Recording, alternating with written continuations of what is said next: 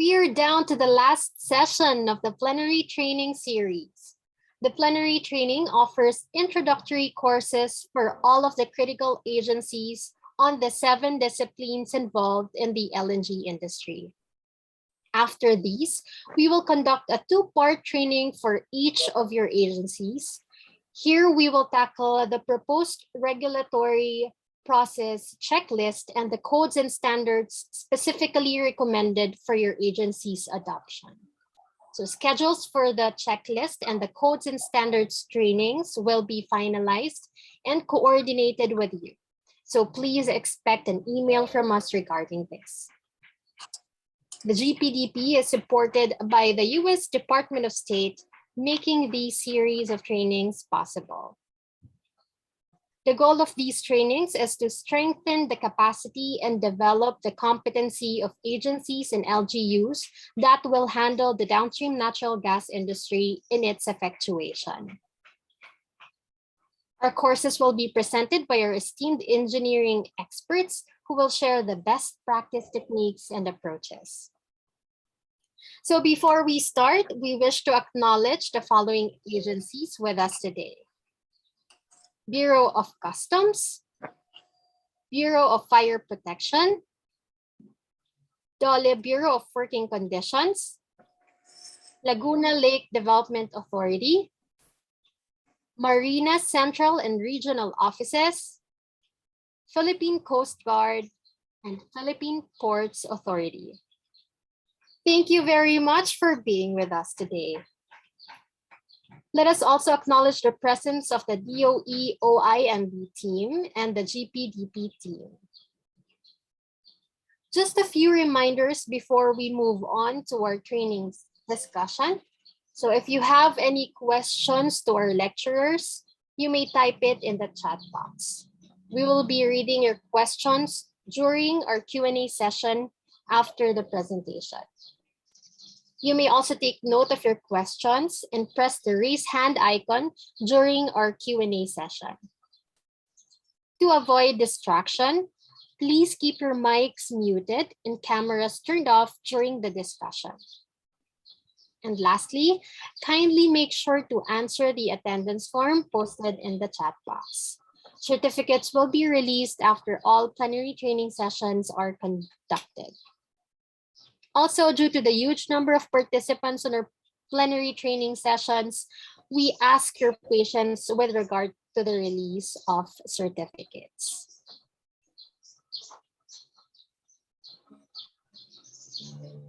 Now, let's proceed to our training discussion. Our first lecture will be presented by Engineer Melit Villanueva. Engineer Villanueva is a chemical engineer by profession. She is an industry practitioner, having worked in the oil and gas industry and the downstream chemicals industry for more than 20 years. Her industry expertise in technical policy and regulatory framework for the oil, natural gas, and chemical industry, HSSE management, and food safety engineering. She is currently the Deputy Technical Director of the GPDP2. She is also a senior lecturer at the Department of Chemical Engineering at the University of the Philippines, Diliman, and at the UP National Engineering Center. She designs and teaches chemical process industry-related and HSSE courses. Let's give the virtual floor to Engineer Melit Villanueva. Thank you, Angelou. Let me share my screen.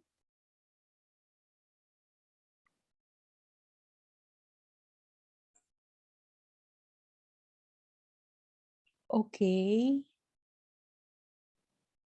All right. Good afternoon, everyone. First, I would like to please bear with me as I recently had my dental surgery and I have difficulty pronouncing some of the words, but my lecture slides contains all the relevant information. So if I cannot pronounce it clearly, you can read it in the slide. Please bear with me, okay? Thank you very much. Okay, the plenary topic for today consists of three parts. One that is focused on process safety and occupational health in terms of electrical, fire, and explosion safety. The second is the onshore facilities and equipment. And the third one is the offshore that includes ship and vessels and the bunkering operation. Okay. My outline of discussion consists of the scope of the electrical, fire, and explosion safety consideration, hazards and risks, design, operations, and maintenance, but I will focus more on the operation because my next colleague who will discuss the facilities on operations and equipment.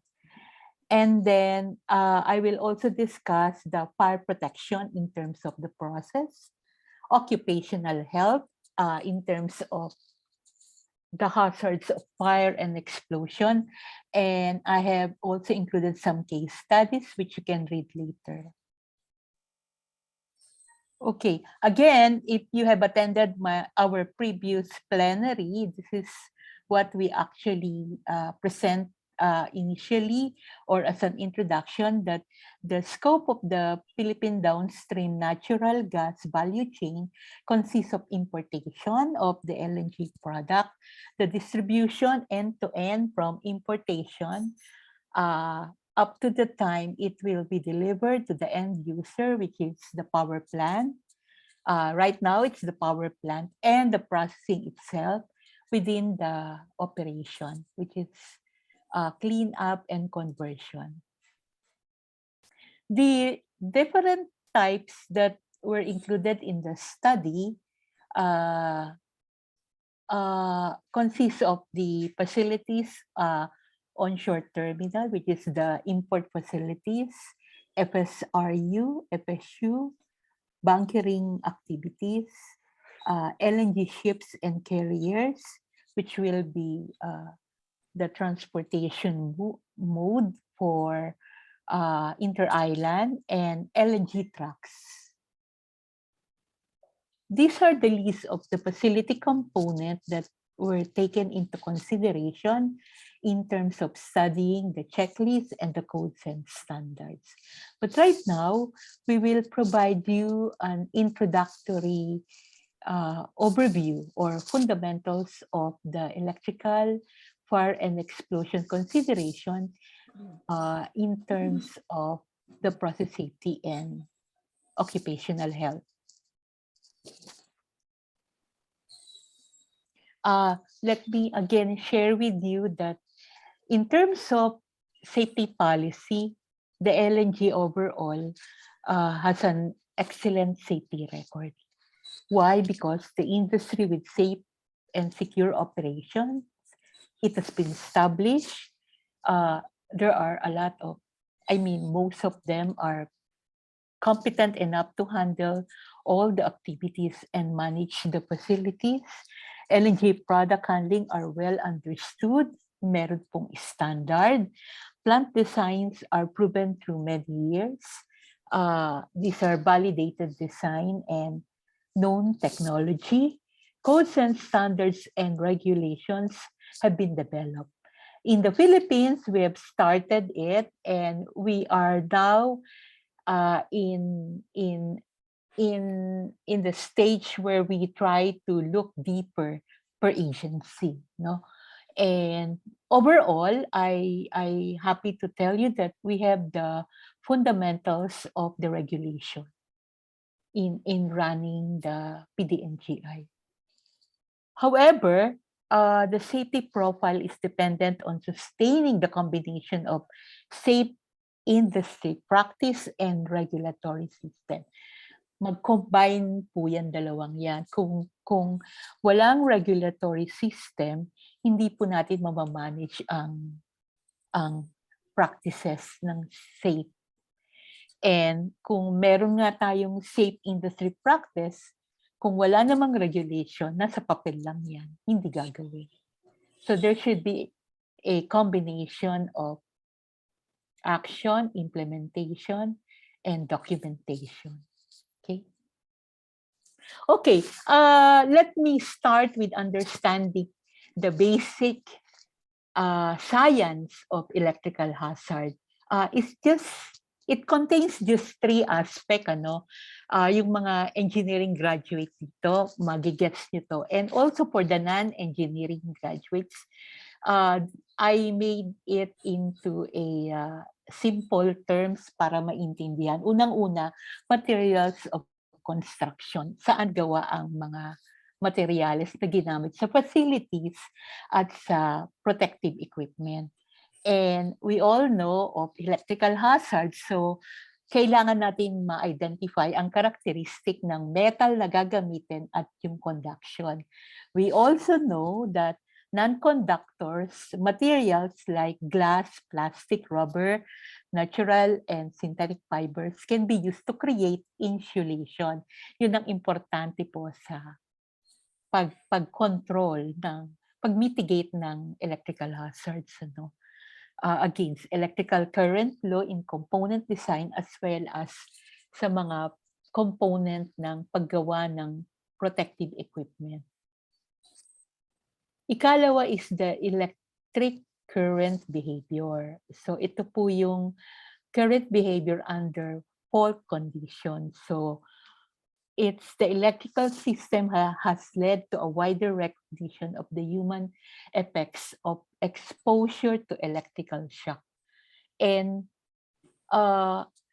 depende kung paano po yung dating sa atin, paano natin na-experience yung electric current behavior in terms of process and occupational safety. May mga unintentional electric arcing, so i-explain ko po mamaya ito with release of destructive energy. Ito yung mga nawawala sa line. Sabi nila. Mamaya i-explain ko po a little further. Ano. And last is the quantification of physical relation, the magnitude, calculations of the magnitude of electrical, thermal, mechanical, and chemical effects in electrical systems. So, itong tatlong principles of physics, pakikita po natin yan as we go along the learning the fundamentals of electrical safety. Okay, in electrical fire and explosion safety, these are the general safety consideration, fundamentals, hindi lang sa LNG, no, lahat. So, dito natin kukunin kung ano yung applicable sa LNG. So, first is we have to managing risk of electrical fault conditions. So, we need to identify post-hazard identification and risk assessment. What are those electrical equipment, tools for operation, at yung ginagamit sa protection, yung tinatawag nating protective, personal protective equipment, including yung mga fire trucks, mga fire protection mechanism. Power supply, we need to understand yung kahalagahan ng power supply. Ganon din yung lighting, yung illumination po na tinatawag kasi iba naman yung lighting, yung mga kidlat.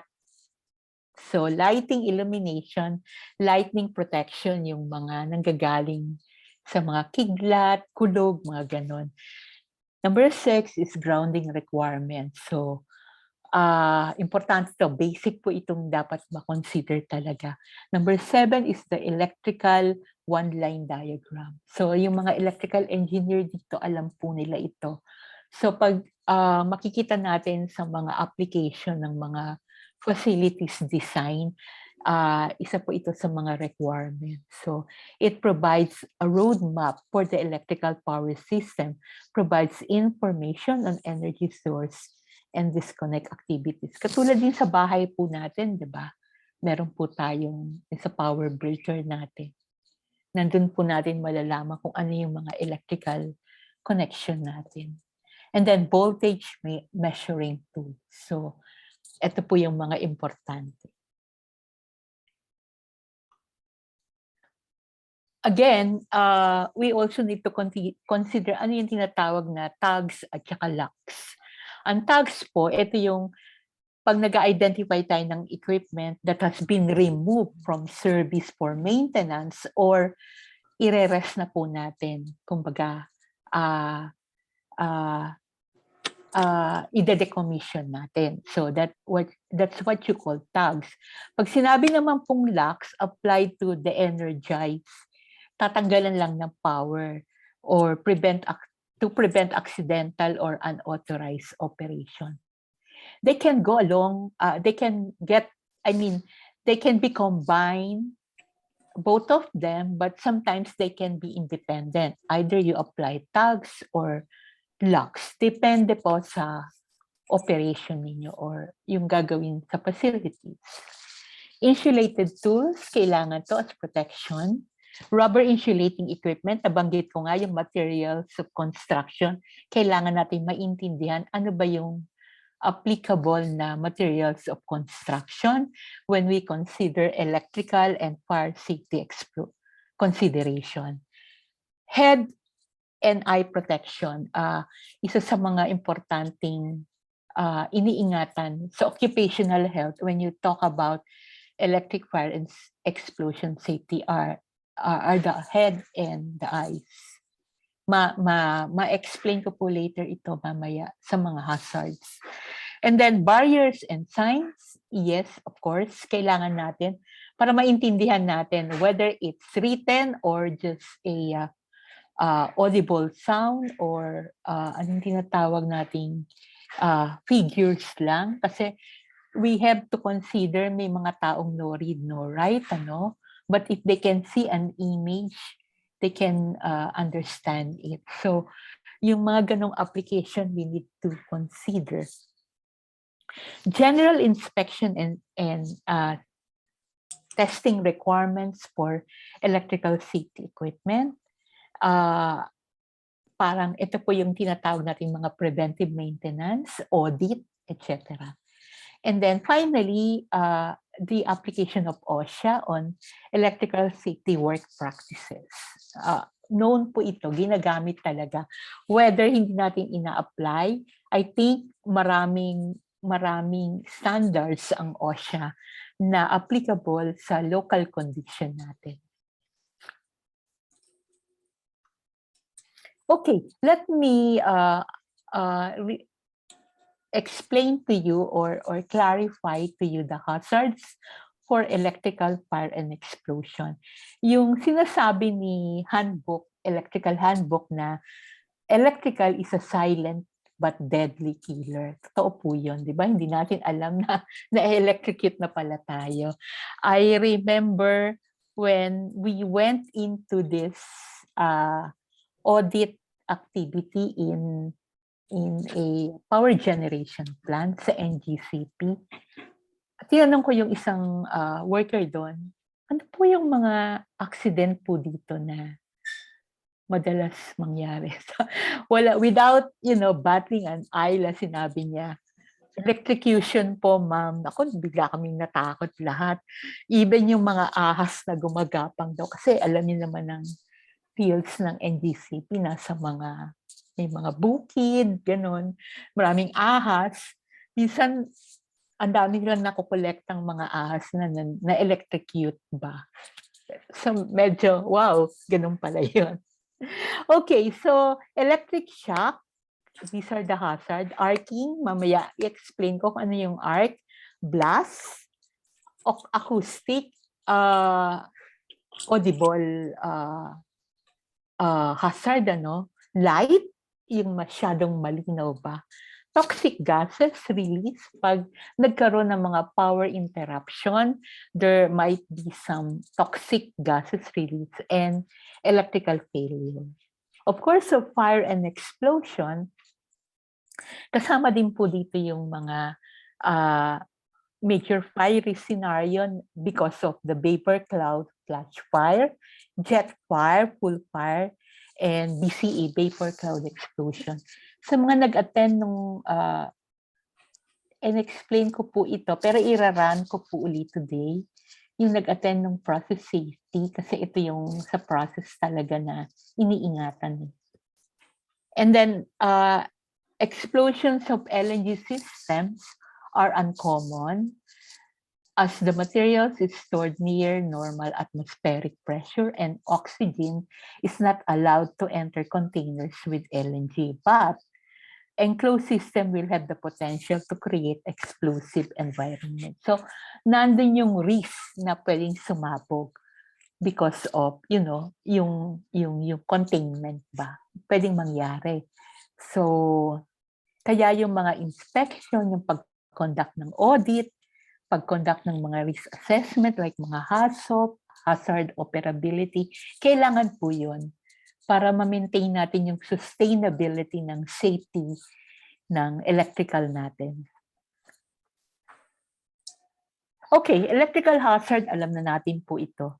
Electrical shock. So, electric shock, pag na-prolong, electrocution. Yun ang literal na pag-understand ng. Kasi sabi nila, pag electric shock, partial ang injury, no? Pero pag electrocution, it could lead to death. So, yun yung sa risk na iniingatan natin. Yung arcing naman po, sa image na nilagay ko dito, makikita na natin kung ano ibig sabihin ng arcing. This is the heat and light energy release that is caused by the electrical breakdown and subsequent electrical discharge through an electrical insulator such as air. So it can be extremely hot. So iniingatan po talaga.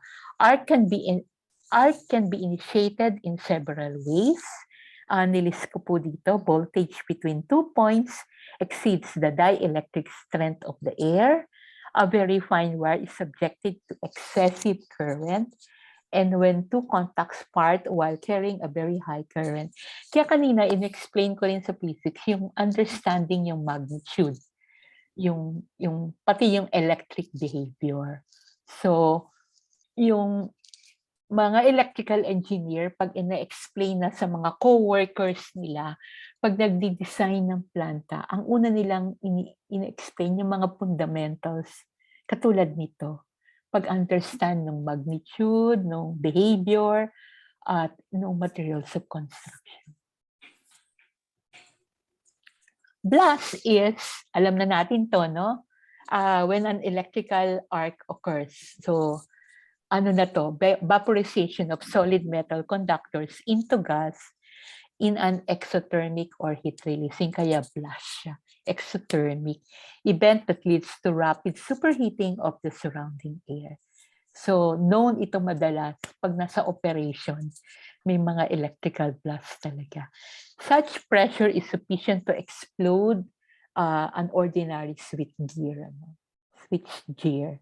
Sorry, talagang I hope you bear with me, no? At least sinulat ko naman po lahat dito yung hindi clear sa inyong sa pronunciation ko po. Acoustic is noise.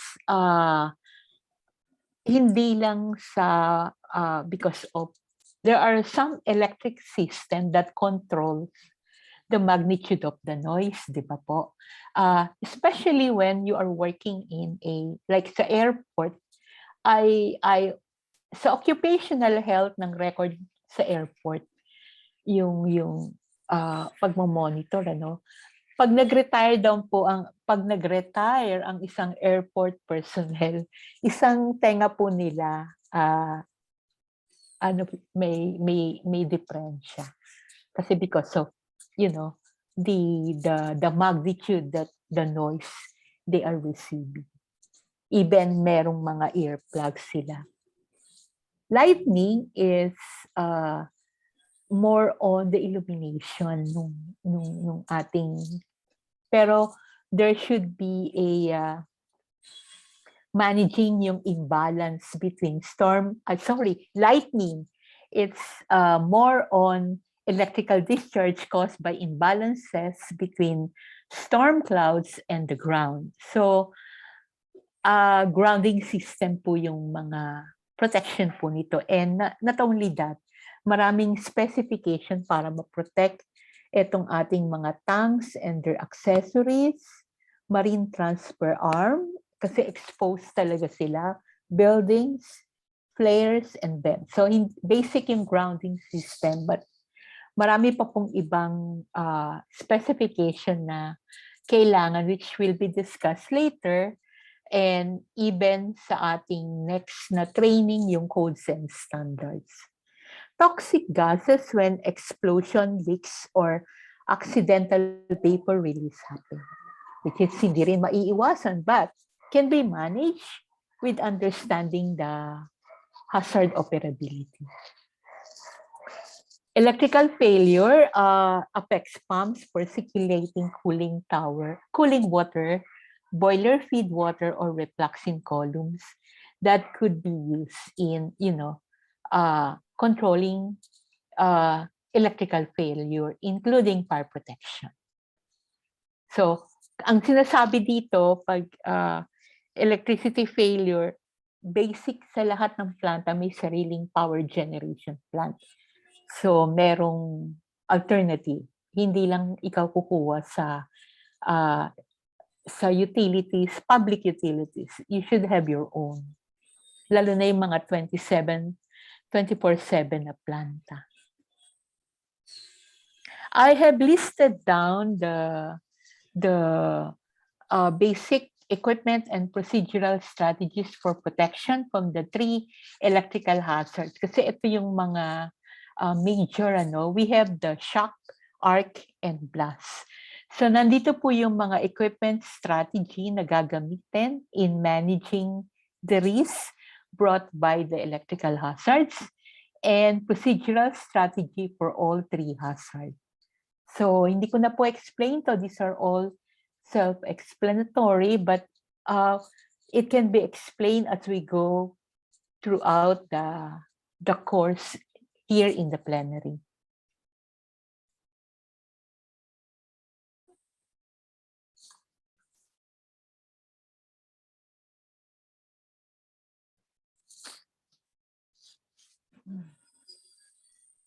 Okay, for the fire and explosion naman, fire and explosion, makikita natin overall, number 1 na main hazard sa planta is the fire and explosion.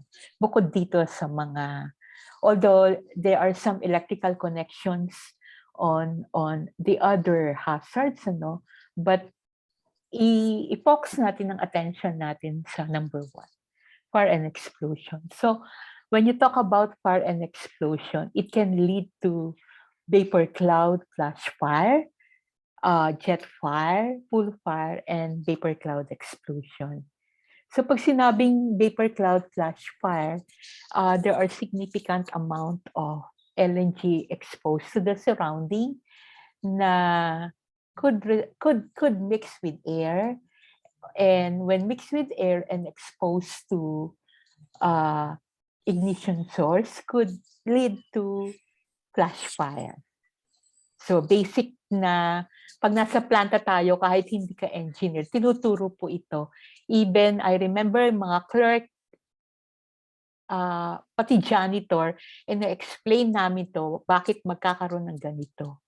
Bakit pwedeng magkaroon ng ganito. So these are very basic information that should be known to the staff from the lower to the to the management, from operation level to the management, including admin. Ang jet fire naman, vapors can also shoot up of a compromised container pag may nangyaring equipment failure, it could lead to jet fire. And especially if it is exposed to an ignition source. So, mabilis. Pool fire naman is due to low heat capacity of air, and there's an LNG spills tend to reach the ground. So, ang pool fire po nagsisimula pag nagkakaroon magnitude or impact na tinatawag na ha-highlight or lumalala siya pag merong mga LNG spills. And lalo na pag yung mga resulting vapor may mga plum or parang mga solid materials na combustible siya na nakamix sa vapor. So it can lead to full fire. One fire risk assessment tool, yung tinatawag ng fault tree analysis. Pakita ko lang po kung paano ina-analyze para malaman kung paano i-apply ang mitigation activity or paano mamimitigate yung pag-break ng fire. Any kind of fire. So, kailangan malaman kung anong source, leakage of flammable fluid pa or ignition is near the fluid. And then, i-analyze mo rin dito sa ignition ng fluid, ng near fluid, kung may spark na nag-exist or employee is smoking. Ito yung basic na when the fire breaks out. So, ganito Pero, meron po ditong mga pag-aaralan nyo talaga yung fault tree analysis, isa sa mga risk assessment tool, may detalyado. Pinakita ko lang po yung basic na madali nating maintindihan kung paano ina-analyze. So, fault tree analysis is one of the fire risk assessment tool. Maririnig nyo rin siguro yung tinatawag na FEMEA po, FMEA, event analysis, and then parang din yung combination of events na nangyari para din siyang fire tree analysis. Para siyang fire tree, ito fault tree Event tree analysis naman po yun. There's also HACCP, yung hazard operability, at marami pang iba. So pag merong promote ko na pag meron kaming safety course sa UP National Engineering Center, invite ko po kayo. Tinuturo po namin lahat yon doon. Vapor cloud explosion, when the LNG vapor is sufficiently confined when ignited, can produce deflagration. So, in-explain ko rin po ito sa previous sa mga naka-attend, and deflagration can cause extensive injuries and damage to property. So, itong mga types of fire and explosion should be understood well so that mitigating plan can be prepared. Mitigating plan could include what kind of protective equipment or protective operation to prevent or mitigate the fire and explosion. Okay?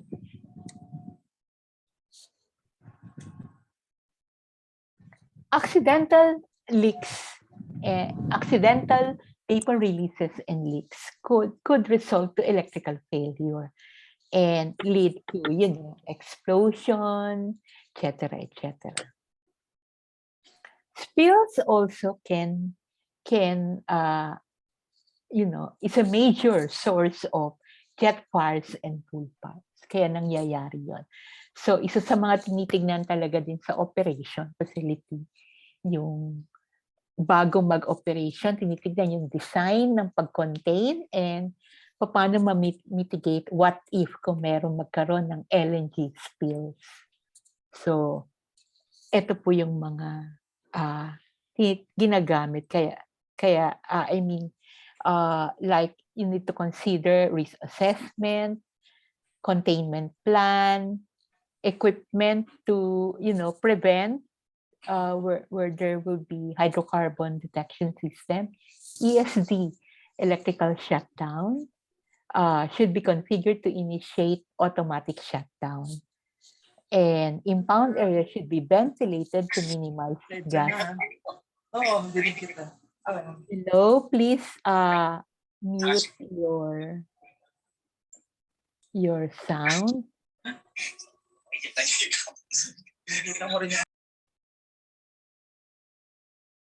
Okay.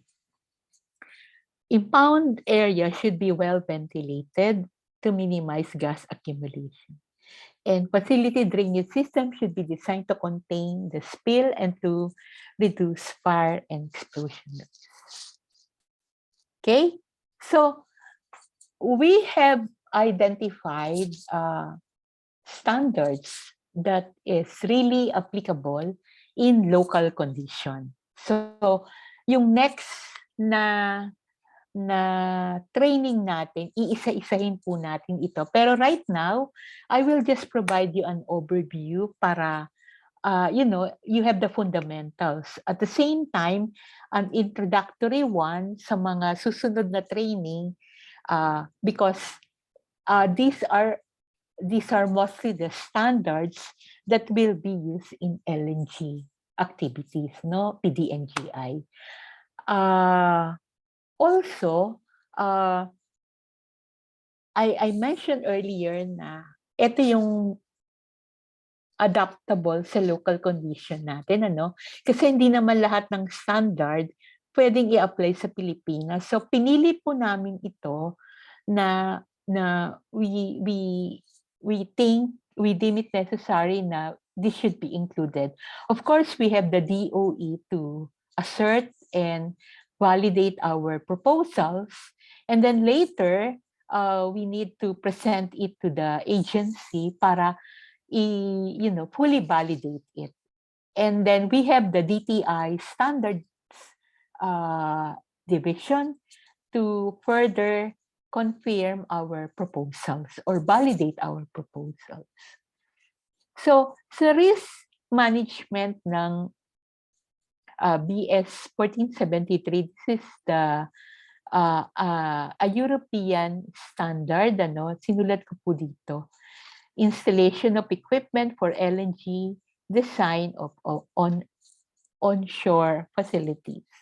So, naka-list po dito yung dalawang importanteng mamamanage, the injury or death of personnel and the damage to equipment.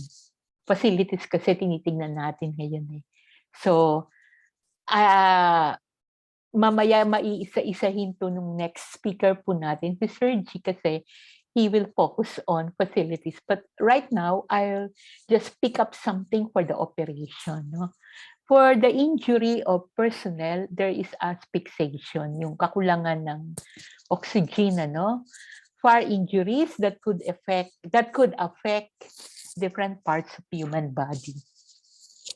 And then injury from explosion. Again, it could affect different parts of human body, whether it's head, eyes, kamay, lahat. But burns are those that are known, ano, mamaya makikita po natin. For the damage of equipment, because of fires and explosion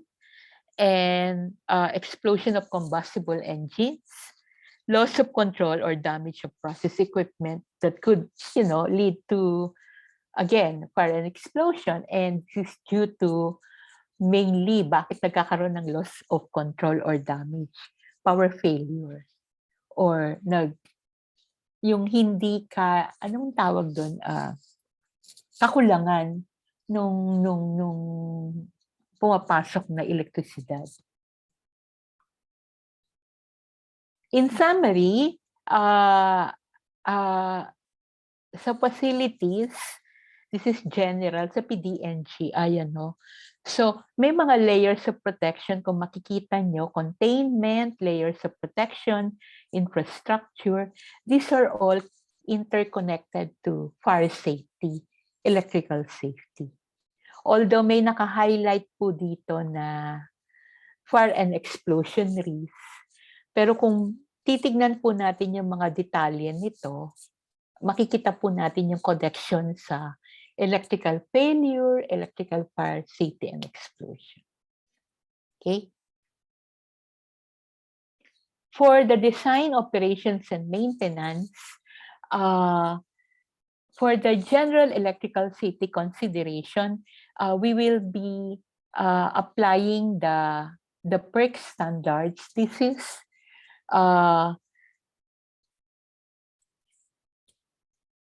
federal electrical, this is a federal standards used by the US, which can be applicable to us.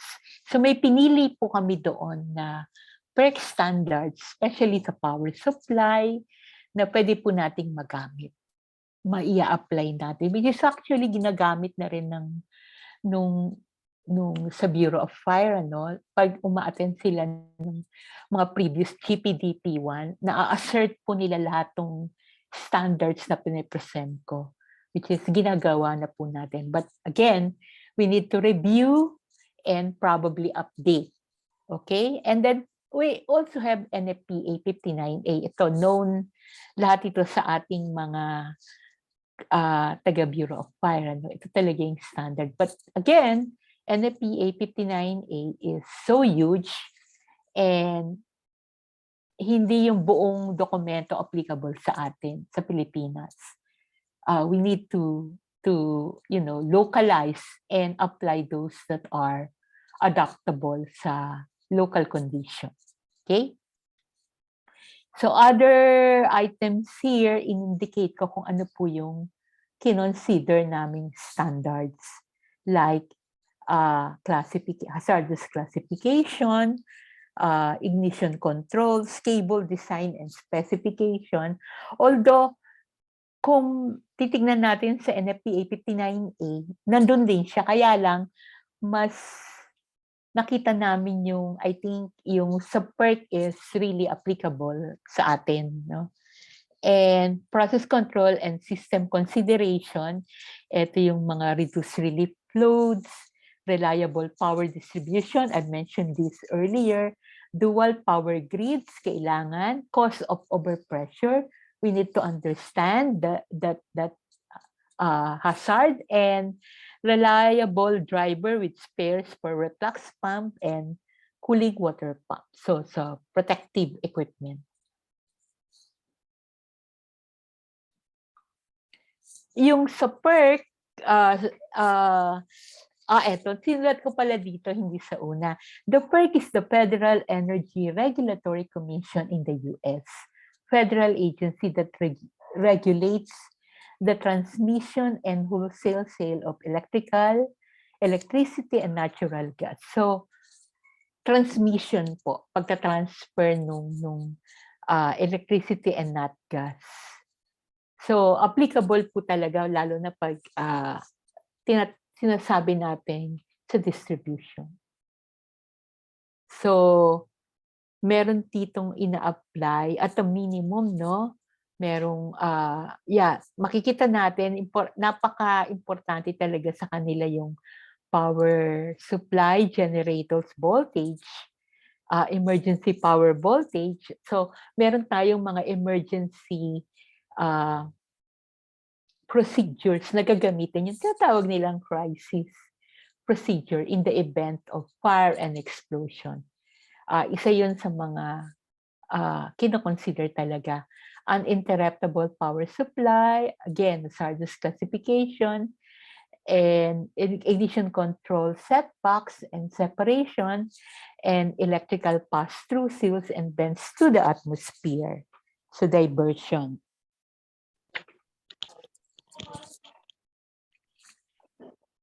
In NFPA, which is actually the production, handling, and storage of LNG, we actually consider the vaporization facilities, instrumentation and electrical services, fire and protection, safety and security, and training. So, importante, part ng pag-a-adapt nung bagong, hindi lang bago, na modified regulation is the training. Para, yung nga, binanggit ko, even the janitors have the right to know kung ano yung magpro-protect sa kanila at ano yung dapat nilang iwasan. So, walang confidentiality doon. This is safety. There's no confidentiality on safety. So, madalas kong sinasabi yan sa mga tinuturuan namin na, ma'am, confidential. Wala. There's no confidential when you talk about safety. Even sa community, you need to educate them. Kasi pag na-educate sila, yung tinatawag nating information, education, communication, IEC, nalalaman nila yung kahalagaan at na-appreciate nila. Hindi yung kung ano, imimidya na lang nila dahil ganito, ganito. Alam nyo na, yun din ang iniiwasan kasi ng mga company, yung without the knowledge of understanding science, minimidya nila kaagad. So itong mga media, exposure, syempre, napopolitika. So again, parang COVID yan, kailangan nating put into consideration sa upper level ang science. Kasi doon lang natin ma-address ang problema, hindi political. We need science.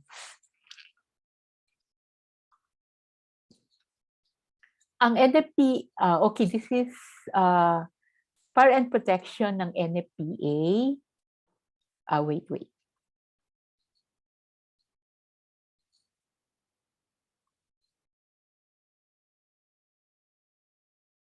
Okay. So from here, NFPA, dun sa chapter 8 nila, naka-indicate po yung mga instrumentation and electrical services na kailangan. So isa-isa dito, liquid level gauging, pressure gauging, electrical equipment, electrical grounding and bonding. Okay, that's 8. Number 9 is in the facilities and then insulation system. Kailangan po lighting. Yung sabi ko nga, illumination. Kasi minsan nalilito, lightning. Kidlat po yun. Fire and protection safety.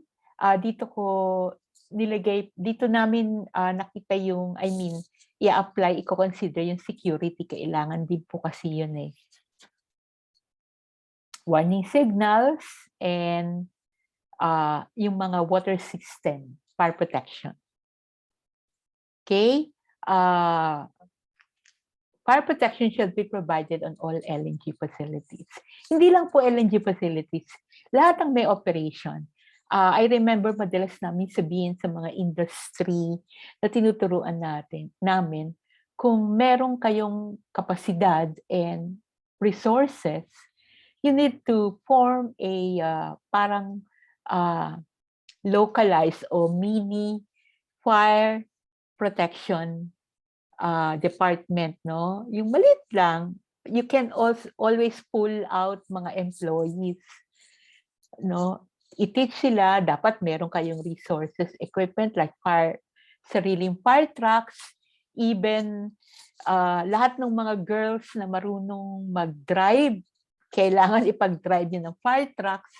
I remember in one installation oil and gas facilities, yung secretary namin, number 3 siya in the event na kailangan mag-drive ng fire truck kasi marunong siyang mag-drive. So secretary po yun. Yung mga ganong emergency procedures, kailangan po natin yun as we try to, manage all the risks na brought by, especially fire protection. Okay? So yung mga shutdown, emergencies, hazard detection, and fire water system, kino-consider po yun sa NFPA. Fire extinguishing equipment and fire control, again, dito natin ma-highlight yung paggamit ng tamang materyales at anong classic fire. Meron tayong mga sinatawag ng mga chemical fire extinguishers, di ba? Merong pang water. So, sa codes and standards, may mga classification po yun. Kung ano po yung mga tamang application, no? Hindi lang ba sa fire extinguishers, itututok mo sa chemical plant fire, no? Hindi po, merong ano yun, merong kaukulang nararapat na anong klaseng fire extinguishers. In fact, kung titingnan niyo yung mga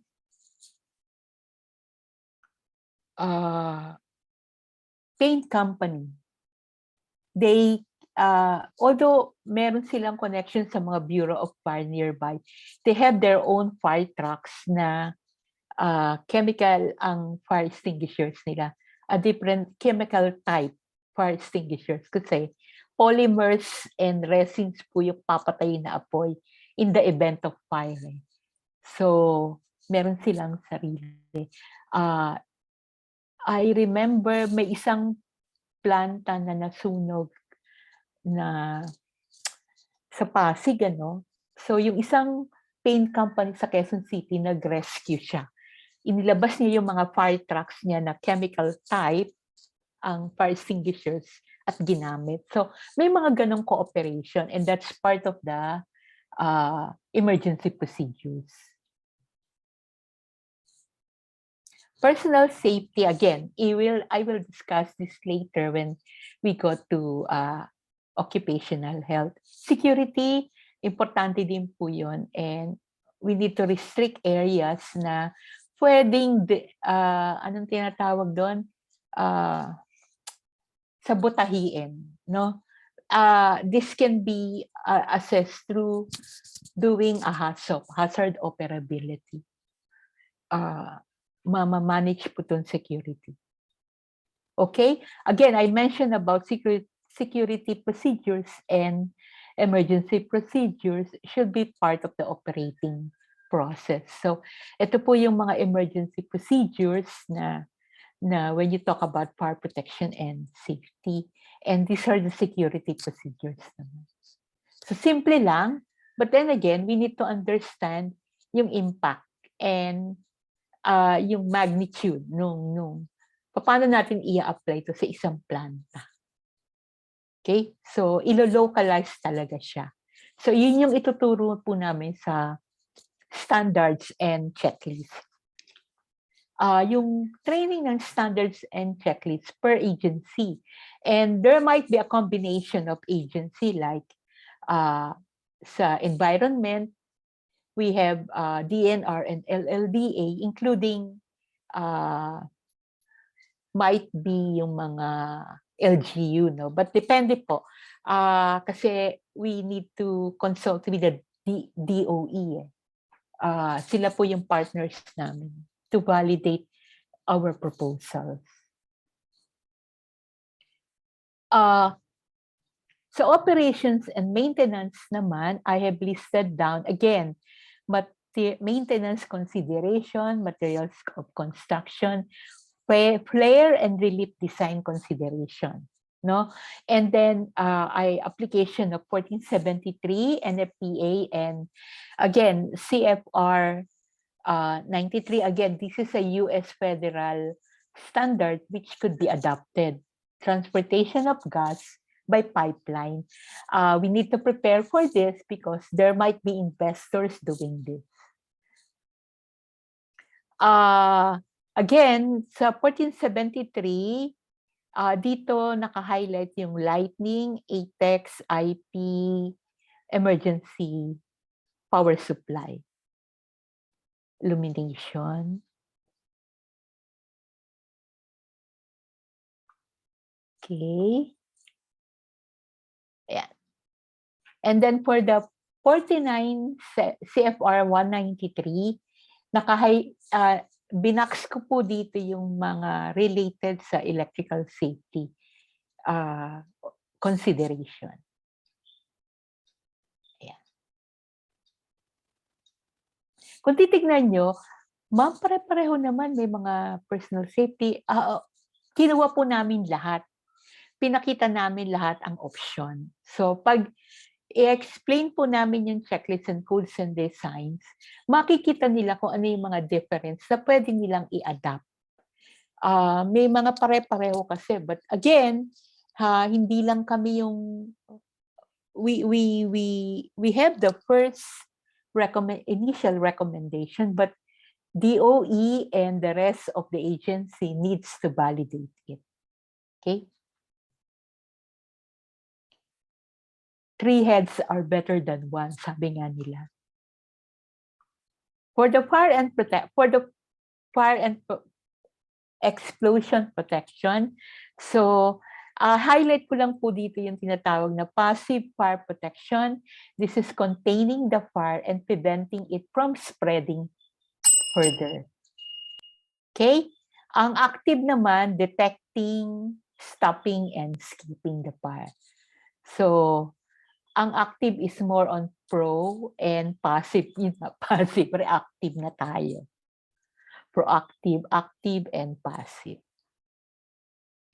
Okay, nandito din naka-highlight yung EST and coatings and installation. Ito po yung mga insulation na kailangan na pwedeng gamitin for the fire protection.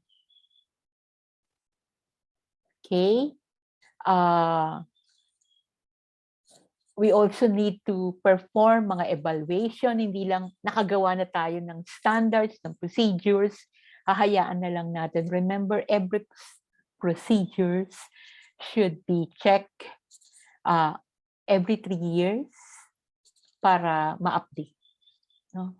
Pero pag nagkaroon ng incident that caused damage and stoppage of operation, we need to review. Kahit 6 months lang ang pagitan. Pag may sumabog, nakanuod, wag naman. We need to review the procedures, standards na ginamit natin. Pag may aksidente, that we need to be reviewed. Kahit 6 months ang pagitan. Fire water matrix, kailangan din po yan sa ating mga fire protection. So alam po lahat ng mga Bureau of Fire kasi ginagamit po nila yung NFPA 59A. Kung titignan nyo rin po, yung PERC talaga applicable din doon eh. And then there are PERC standards na for environmental then guidance for environmental report protection. Parang yung pagkuha ng mga EIA, gaya, etc. So, tinitignan po ito. So, siguro sa environmental consideration, ma-discuss din po ito sa inyo ni Sir July. Okay, let's go now to the last part. Bibilisan ko lang po kasi overtime na po ako, sorry. So, binanggit ko nga electric shock, electrocution, burns, asphyxiation, mga fire injuries, and death. So, cause of injury, again, number 1 is the electrocution, illumination, noise, etc. Burns, fires, and then cause of death, yung masira yung mga organs natin,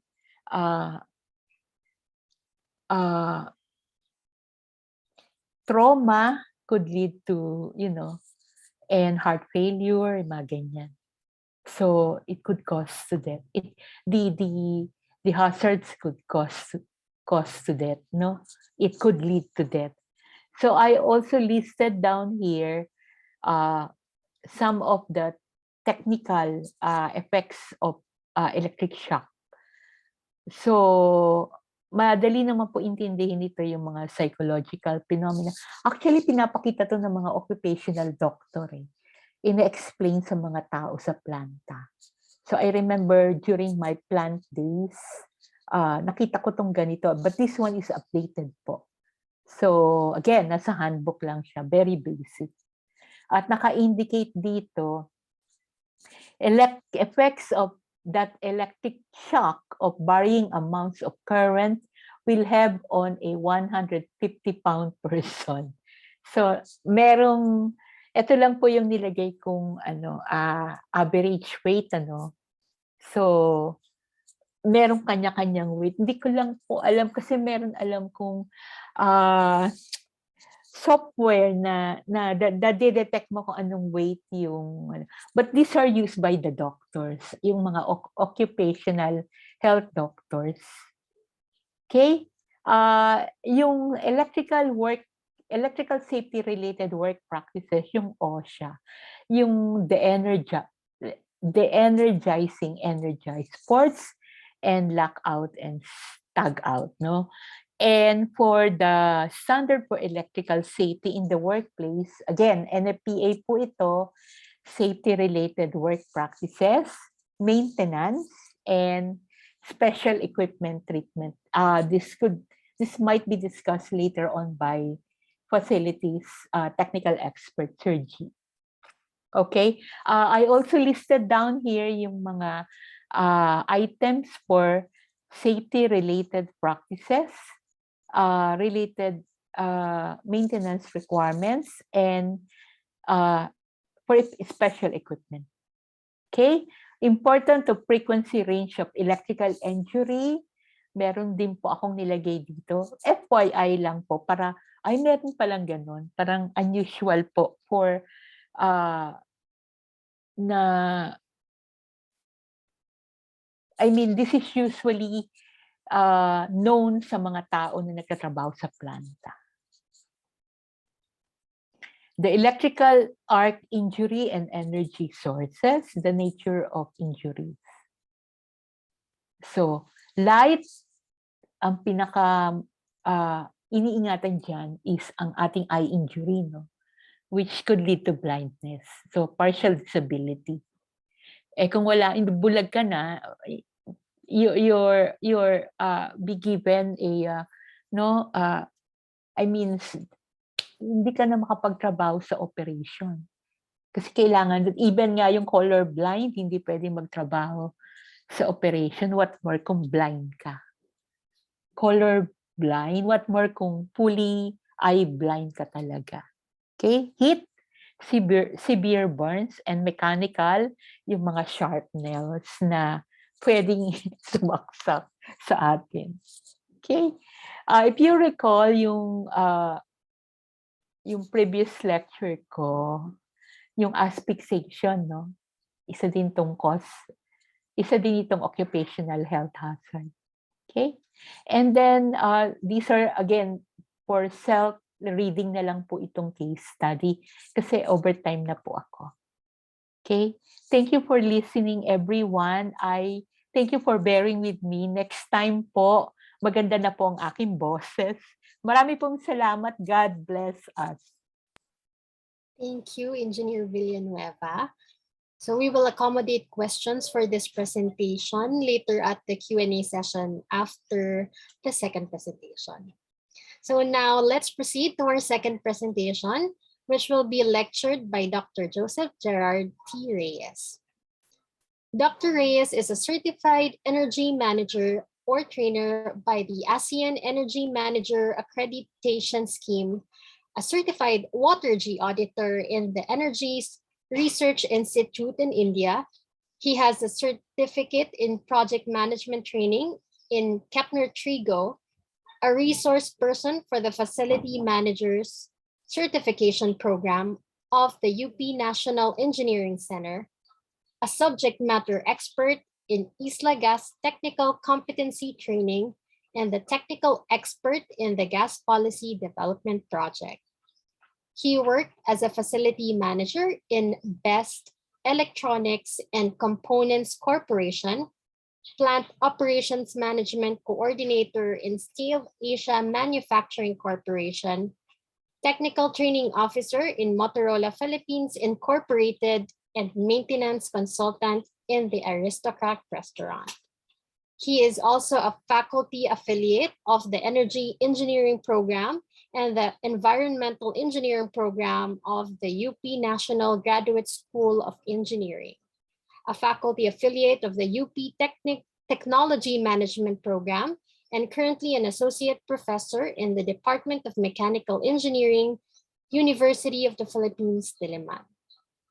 Let's give the virtual floor to Dr. Joseph Gerard Reyes.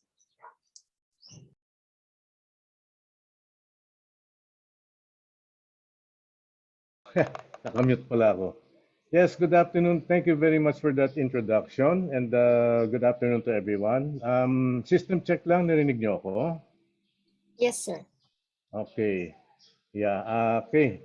Let's just recap. Yung presentation ni Tita Melit kanina is parang introduction dun sa plant as LNG and safety, no? And my discussion, my topic for today is on safety and control systems of onshore LNG facilities. Ngayon, hindi lang po electrical ang focus nito, all right? Kundi also everything that is connected with the plant safety. That of course can have an impact also on electricity. On electricity as well as of course safety issues mismo. Okay? Pasensya na sa aking slides ay hindi kasing ganda ng background ko na template ang ginamit nila Tita Melit kasi medyo mga inayos pa ako last minute dito. But when this will be sent to you, naka-format na maayos. So please bear with me.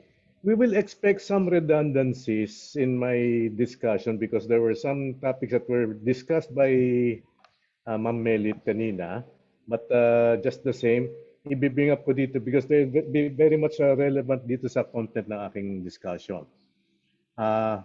Also, given that I'm allotted only a certain amount of time, ang daming mga content na actually parang sinamarize ko lang to the best of my ability. All right, but if we would look at the standards that were mentioned a while ago, actually maraming items yan, but I tried my best to really group them to at least develop a sense of what's to be expected when you go through these standards mismo. Ang bottom line naman yan, all of these standards, all of these codes are really for the safety, all right, the safe operation, the safe installation operation of an LNG facility. Right, so let's begin. So, ang coverage natin for my part is the import terminal.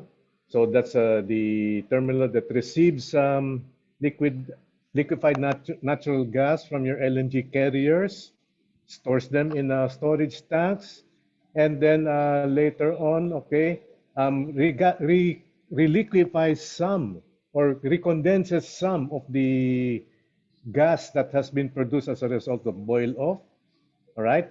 Then eventually, depending on the requirements of the customers, vaporization prior to send out. So ito yung mga different systems or different major processes that take place inside an LNG import terminal from transport, all right, from release from transport all the way to send out. Okay. And as such, we could see here that there would be what we would say areas kung saan may malaking potential for hazards. In particular, well, of course, kung titingnan natin dito sa mapang to, virtually every section of our facility, of our plant, can be considered a hazardous area. Okay, pag sinasabing hazard, the event that that could lead to catastrophic situations. All right. So the contents of my presentation, like I said, there will be overlaps with what Ma'am Melit has presented with mine. Okay, but better na maging redundant tayo just to really emphasize the importance of the items being discussed here. So tatlong major parts ang aking presentation dito. We talk about facility safety, operation safety, although in-expand rin ni Tita Melit, so mga ano lang ako, mga ibang supplementary items lang. And emergency services. So yan ang aking outline. So we look first at facility safety. This was discussed a while ago by Tita Melit. Yung mga catastrophic situations brought about by LNG vapor ignition. Now, we have to understand that yung pag nag-spill over, nag-spill out ang LNG, yung liquid mismo hindi masisindihan niya. Okay? In order for combustion to take place, there must be a mixture of vapor with oxygen or air, ambient air. And of course, must be ignited. So meron kayong ignition source. So, mismong yung liquid, yung LNG mismo, hindi siya flammable. But it is the vapors that will be formed above the surface that yan yung sindihabol, kumbaga, yan yung masusunog. So, dapat maiwasan itong spilling sa madaling salita. Okay? At paano nagkakaroon ng spills? Okay, you would have that would be the result of leakages, yung mga pwedeng lusutan o labasan ng ating LNG. All right? Any ruptures in the lines, any cracks, etc.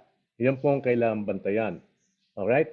And these cracks or these ruptures can be caused by so many factors.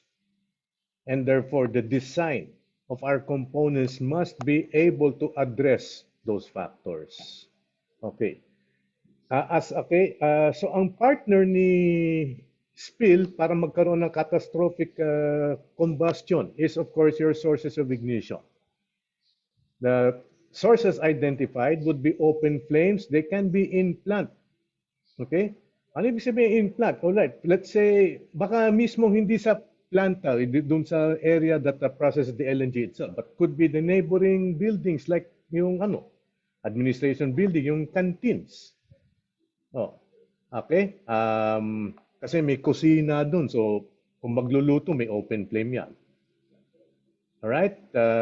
Among other things na pwede magkaroon ng open flame, so in plant. And of course, neighboring areas. Hindi may iwasan that there would be settlements outside the plant.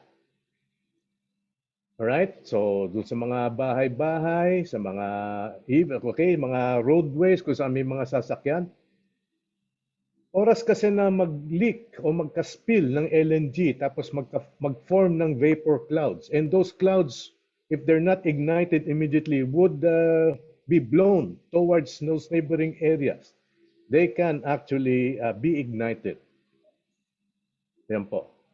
Now, other sources of ignition can be sparks produced from electrical systems, lalo na if, let's say, poor connections or nagkakaroon ng mga variations in loads such that you have sparks at terminals, and also static electricity.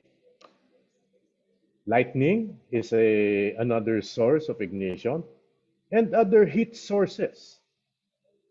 So mga heat sources, sa mga internal combustion engines, sa mga generators, so on and so forth. Even some electronics can be possible heat sources pag masyadong mataas ang temperature. Ayan po, no? So, laging dalawa ang components ng any disaster or hazard. Okay. Now, aside from ignition, o aside from nasusunog, kakaroon ng sunog, there would be other LNG-related hazards which binanggit ni Ma'am Melit a while ago. Asphyxiation. So, nagkakaroon ng suffocation. Ba't nagkakaroon ng suffocation? The air can be displaced by LNG vapors, especially if you're in enclosed areas. Tapos nagkaroon ng LNG vapor na pumasok dyan. They can displace, they can remove the ambient air inside. So, made-deprive kung sino man sa loob ng oxygen because LNG does not contain oxygen. All right? Injuries, sorry, let me correct myself. LNG is, hindi nyo extracting oxygen from LNG. Yun. Then there could also be injuries or damage caused by exposure to cryogenic temperature LNG, yung lamig niya. So you can have frostbites, you can have structural damage. Terrorism, of course, I don't need to define that. This, of course, requires security. Okay, pag sinasabing terrorism, di lang yung mga pasabog o yung mga namamarila, even cybersecurity, cyber terrorism, that can happen.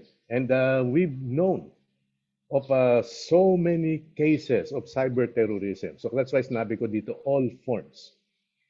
Then there are some hazards that are brought about even when we say during regular operations of LNG facilities. Isa dito yung tank rollover. Yung nagkakaroon tayo ng mga varied layers of different grades of LNG na nagkakaroon ng tawag dito yung paggalaw ng mga liquids sa loob because of varied densities. And as a result, nagkakaroon ng shaking, umuuga yung ating tank, yung ating storage tank. And that could possibly lead to structural damage, especially if rollover is going to be in high magnitudes. Okay? So also, kailangan define yung hazardous locations. Hazardous locations, according to, for LNG, would be the major sources of spills and leaks. They could also be at the areas where you have pressurized release of vapors or liquid vapor mixtures. Case in point, kunwari, vaporizers natin, kung mag-vapor send out tayo, or dun sa mga flares. All right. So meron for spills of LNG, meron for escape of natural gas vapors. Then we also look at confined spaces kasi binanggit kanina yan isa sa mga hazards, no? So confined spaces, areas like storage tanks, secondary containment areas, even yung mga supporting facilities natin like stormwater and wastewater management infrastructure. Okay.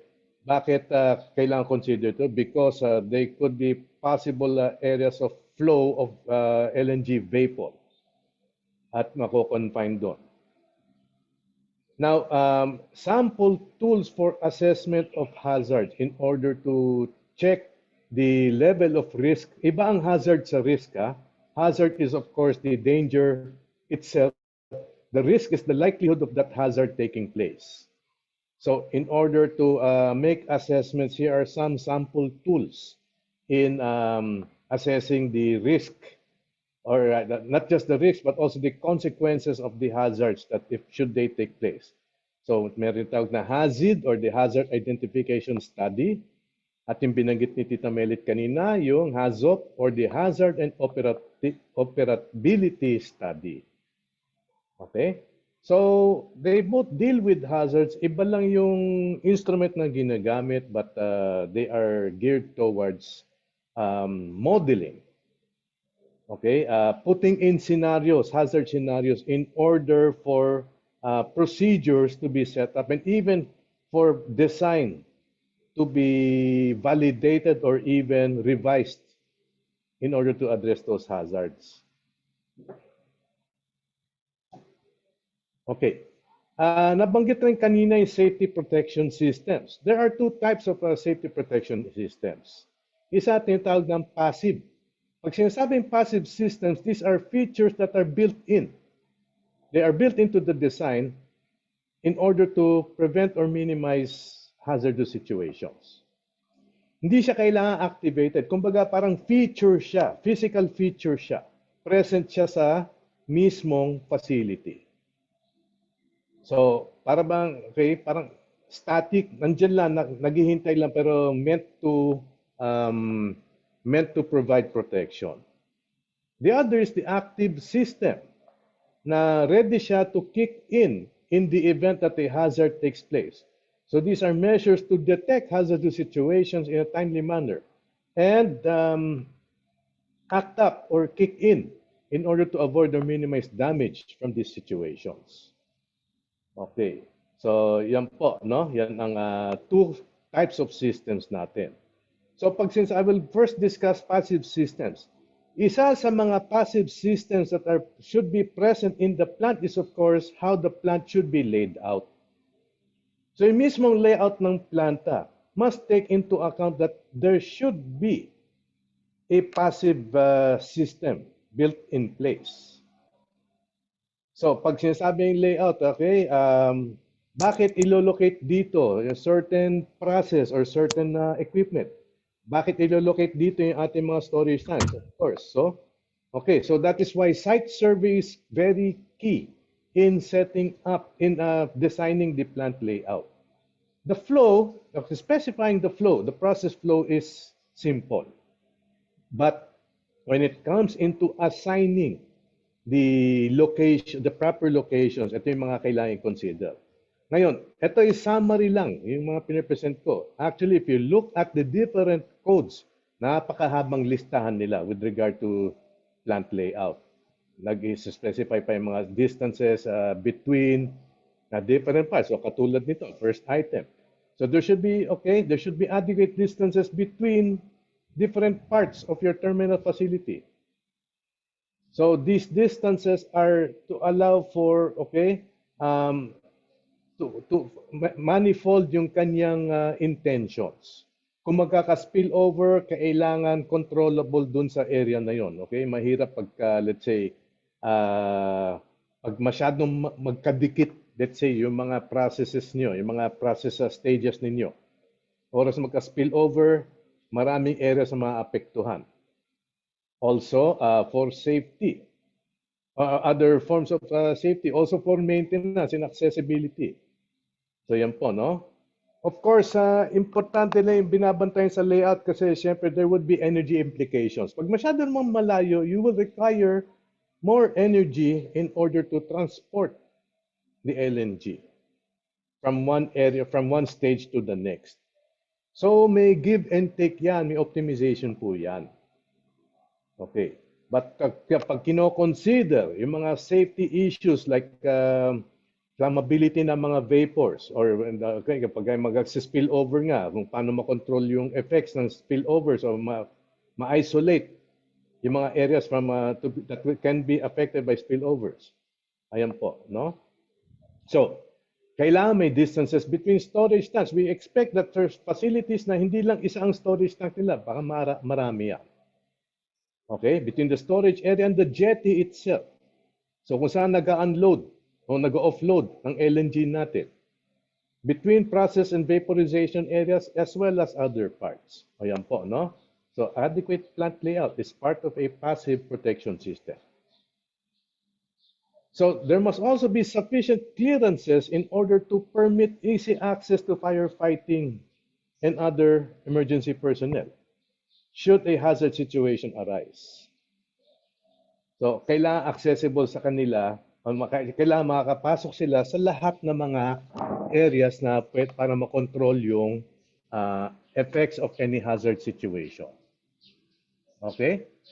Now, talking about spills, kailangan meron talagang built-in na impounded areas that are intended to contain an LNG spill such that it will not spread. Yun nga. So aside from specifying the distances between stages, kailangan din ma-properly collect ang LNG spillage. Okay. Siguro isang tatanong dyan. All right. So how big should these areas be? Sana nilalagay? Virtually almost the entire facility contains liquefied natural gas. Diyan po natin makikita yung importance ng modeling, or having a hazard or HAZOP modeling. Because that is where they could predict the highest, the areas that will have the highest likelihood or the highest risk of spill. Yan po. So the purpose of containing the spill is so that hindi kakalat sa ibang areas and enough to also reduce and control the size of your vapor clouds.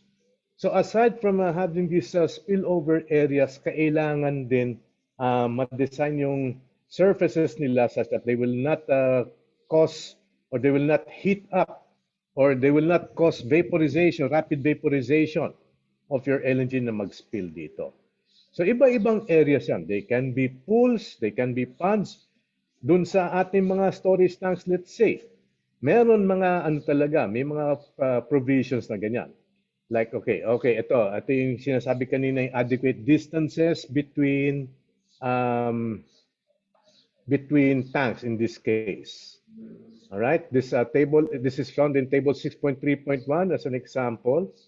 So, dapat titingnan nyo yung design drawings and then check, all right, these distances between containers.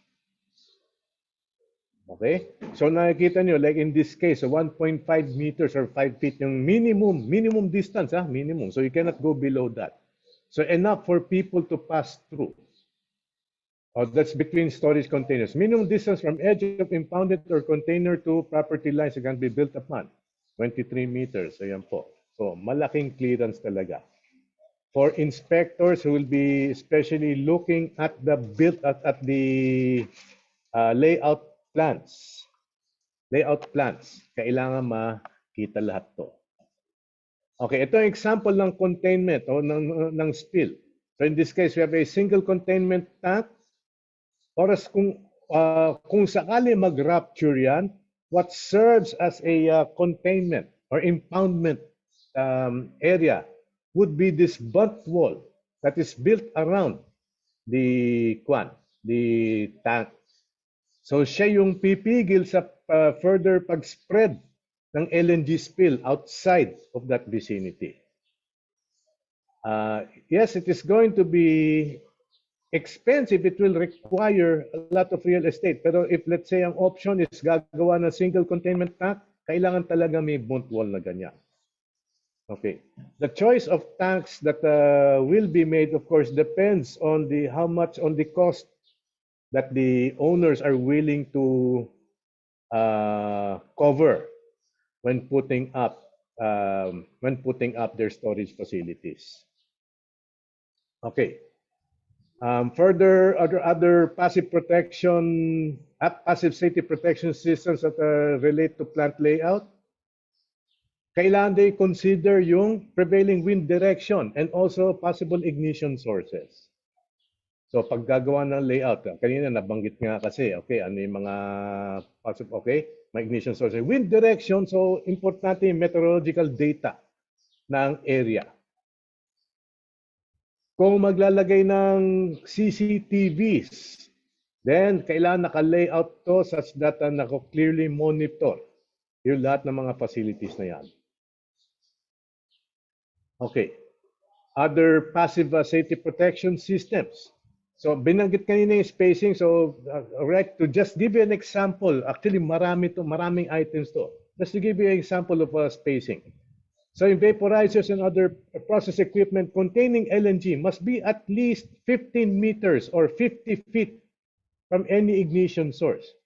Saan ba kayo nakita ng ganun? Flammable, no smoking within 50 feet. Diba? Sa mga gasoline tankers.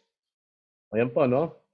So fired equipment, like may ibang vaporizers na gagamit ng firing in order to vaporize ng LNG, must be 15 meters away from any impounding area or container drainage system. Yung mismong pier or dock or jetties natin must be located so that vessels will be at least 30 meters away from any bridge crossing a navigable waterway. So this is to protect motorists, right? Or protect, to prevent or control any vapor clouds that could cross that bridge, to reach that bridge.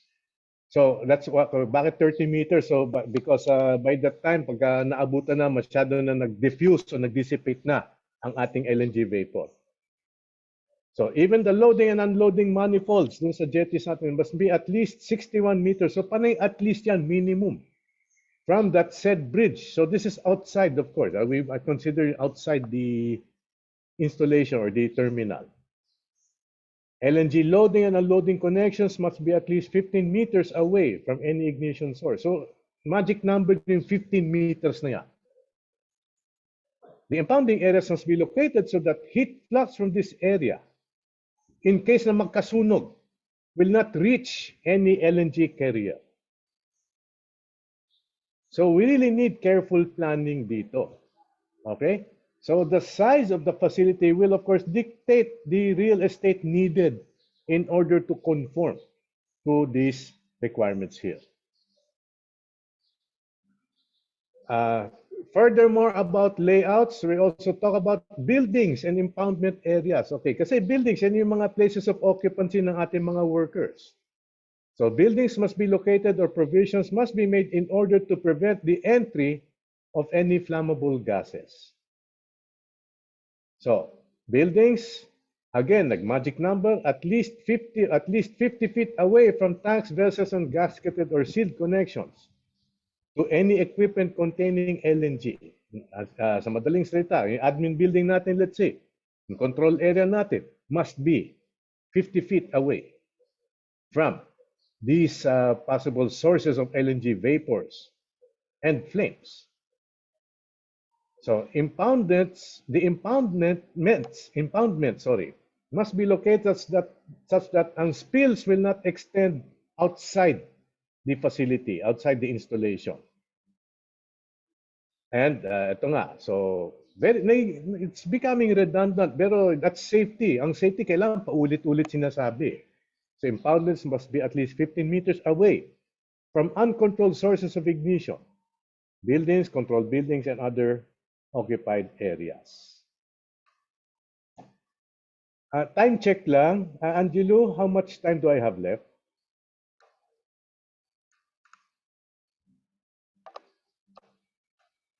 Hello? Narinig pa ba ako?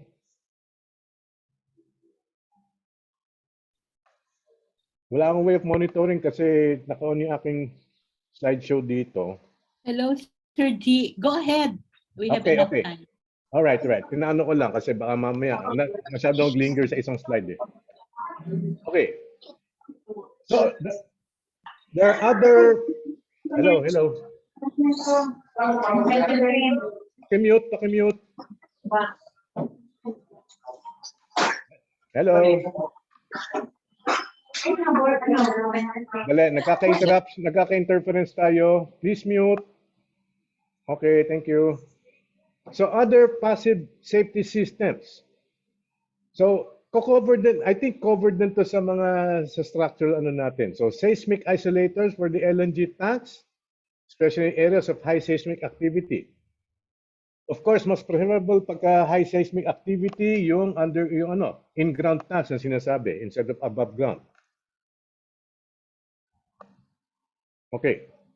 Dapat wala rin bottom or side penetration sa LNG storage tanks.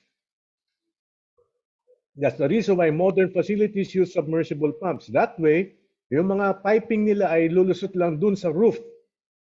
Dun lang sa taas. So walang side or bottom penetrations. Now, all coatings and insulations must be protected against fire. Dapat hindi sila flammable and as much possible, they should not be flammable, they should be fireproof. Also, protection of instrumentation and cabling from exposure to LNG because of the low temperatures of LNG or the possible infiltration of LNG into conduits, tapos magbe-vaporize and be a source of fire hazard.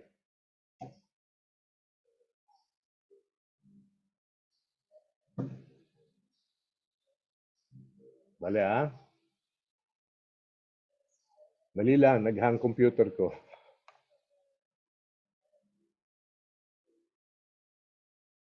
Okay. So, the other type of protection system is what we call the active protection system. So, andito makikita natin mga detection devices natin.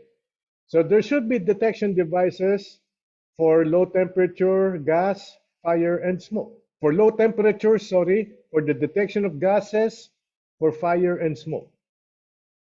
So low temp detectors are usually installed in your impoundment basins, in LNG tank dikes, and around flanged LNG connections, in your jetty unloading area, along unloading line pipeway or trestle, and around major LNG containing equipment, such as ito nakasulat, the condensers, pumps, and vaporizers. So yan po. So importante na ma-monitor. Okay, they serve as monitors. Kung kamusta na yung condition ng operation nila. Gas detector. So as long as nagde-detect na mayroong LNG, okay, what's one way of detecting? Kasi nga, sana may maka-invent na see-through na pipeline, let's say. So mas madaling mag-monitor. Pero given that there's no such animal in the near future, the next best thing would be to have detectors. No? So gas detectors are installed in all areas where you have the handling of natural gas. So in particular, sa mga mga boil-off compressors, vaporizers, and metering stations. So sa mga send-out. Also, would also be advisable to have them installed in fresh air intakes to pressurized buildings. So yung mga enclosed buildings. Kasi nga, gusto natin maiwasan na yung pasok ng mga vapor, mga LNG vapor clouds natin sa mga buildings. And of course, fire and smoke detectors must be installed based on the risk and hazard analysis data kung saan sila i-install. So where the highest risk and highest consequences of hazards would take place. So yung highest, mga highest probability. All right. Tapos, part also of the active protection system is safety monitoring and response. So our LNG terminals must have a combination of these flame, heat, and smoke detectors. May mga limitations sa mga bawat detectors na to. For example, yung heat and smoke detectors. The smoke detector is the fastest, has the quickest response. Pero minsan, nagbibigay ng fake news yan. Kasi it detects smoke, but the smoke does not necessarily mean a hazardous fire. So mag-a-alarm yan. So they say that the more reliable detector is heat. But the response time of a heat detector is longer than a smoke detector. Kumbaga, pinag-aaralan muna niya. All right, it's okay. There must be enough heat that is built up in order to activate the heat detector. Ayan po. So the choices, the number, type, and location of these detectors will depend on the design and operational philosophy. Right? How we would want the safety system to behave. Yan po. Okay. Detection of any low temperature fire or gas should result in an alarm. Doon sa control room lalo na. Because these are hazards that can affect operations, and operations are of course controlled in or managed in your control room. So there would also be local alarms that doon sa mga area mismo. The areas kung saan nagkaroon ng hazardous situation. So automatic response actions such as initiation, production, delivery of high expansion foam. Ito pa, yung mga fire systems natin. Okay, may be provided for selected areas. Sample of which is mga LNG impoundments. Aside from having these remote alarms, there would also be visual observation. So minsan kasi maaring nagkakaroon ng hazardous situation, and that is away from the proximity or from the detection range of their alarms, of your detectors. Okay, so it's also important to have operator patrols who go around looking for ito po, unusual ice formation. Okay, ice formation because nga of the very low temperatures of LNG. So kung saan dapat yung nagyayelo, can be an indicator of, let's say, poor insulation. Yung mga kasi pag nagpo-poor insulation na, maraming mga penetration, or leak, of course. Leakage of, tawag dito, of LNG. So looking for ice formation, smoke, or fire. So, importante meron talagang visual inspection. Ngayon, pwede na maano to if let's say you, all right, to expand capabilities, kailangan maganda na magkaroon ng CCTV. Having a CCTV is also a maintenance thing. So it allows your maintenance personnel to make inspections and assess the conditions of the equipment in place, the equipment and the installed facilities in place. Okay. Other safety detection, dun sa loading area o sa unloading jetty, pwede magkaroon ng ESD or Emergency Shutdown System. Ang ESD hindi lang dedicated sa unloading. O kahit saan pwede magkaroon ng ESD. But just to give an example, ano ba yung ginagawa ng ESD? So oras na magkaroon ng emergency situation, the ESD will kick in and shut down the operations at any area kung saan siya install. So in this case, for sa unloading, so the ESD magsha-shut off yung mga valves for whatever reason, no? Hindi lang sunog or escape ng vapor, unusual escape ng vapor. Also could be ship movement. Pag nagkakaroon ng current, na nagiging malikot na. So yun. So this having an ESD will allow for a rapid and safe shutdown of LNG transfer. So the ESD can be automatically or manually operated. Depende sa reasons. If let's say automatic, hindi, alright, kasi may sensors yan. Pag hindi mag-kick in kaagad yung sensors, yung automatic system, then kailangan may manual override. So, we take note of the other factors that can be considered hazardous in the case of unloading. So, excessive arm travel, unloading arm hydraulic failure, or plant emergency. Yan po. So, part of the active protection system in that area is what we call the PERC, or the Power Emergency Release Couplings. I've discussed this last time when I discussed yung mga mechanical systems ng LNG. So, sa madaling salita, quick release siya, quick disconnect. And therefore, this of course is, tawag dito, this has to be a powered system. So, kailangan may electricity that's feeding into that. Okay. Also, you should have, your plant must have varying levels of instrumentation and alarm shut-off devices in order to prevent overfilling of LNG tanks. So may certain limit as to how much LNG must be loaded into the tank. Pag mag-over, okay, so may mga level detectors yan, may mga pressure detectors, may temperature, etc. At saka, hindi, alright, maganda kung redundant ang systems inyo. Okay? Preferably of different types of instruments. That way, when one fails, you still have other means of getting readings.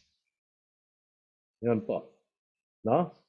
So, redundant systems are important. They are expensive, but sinasabi nga nila, better to have it and not need it than to need it and not have it.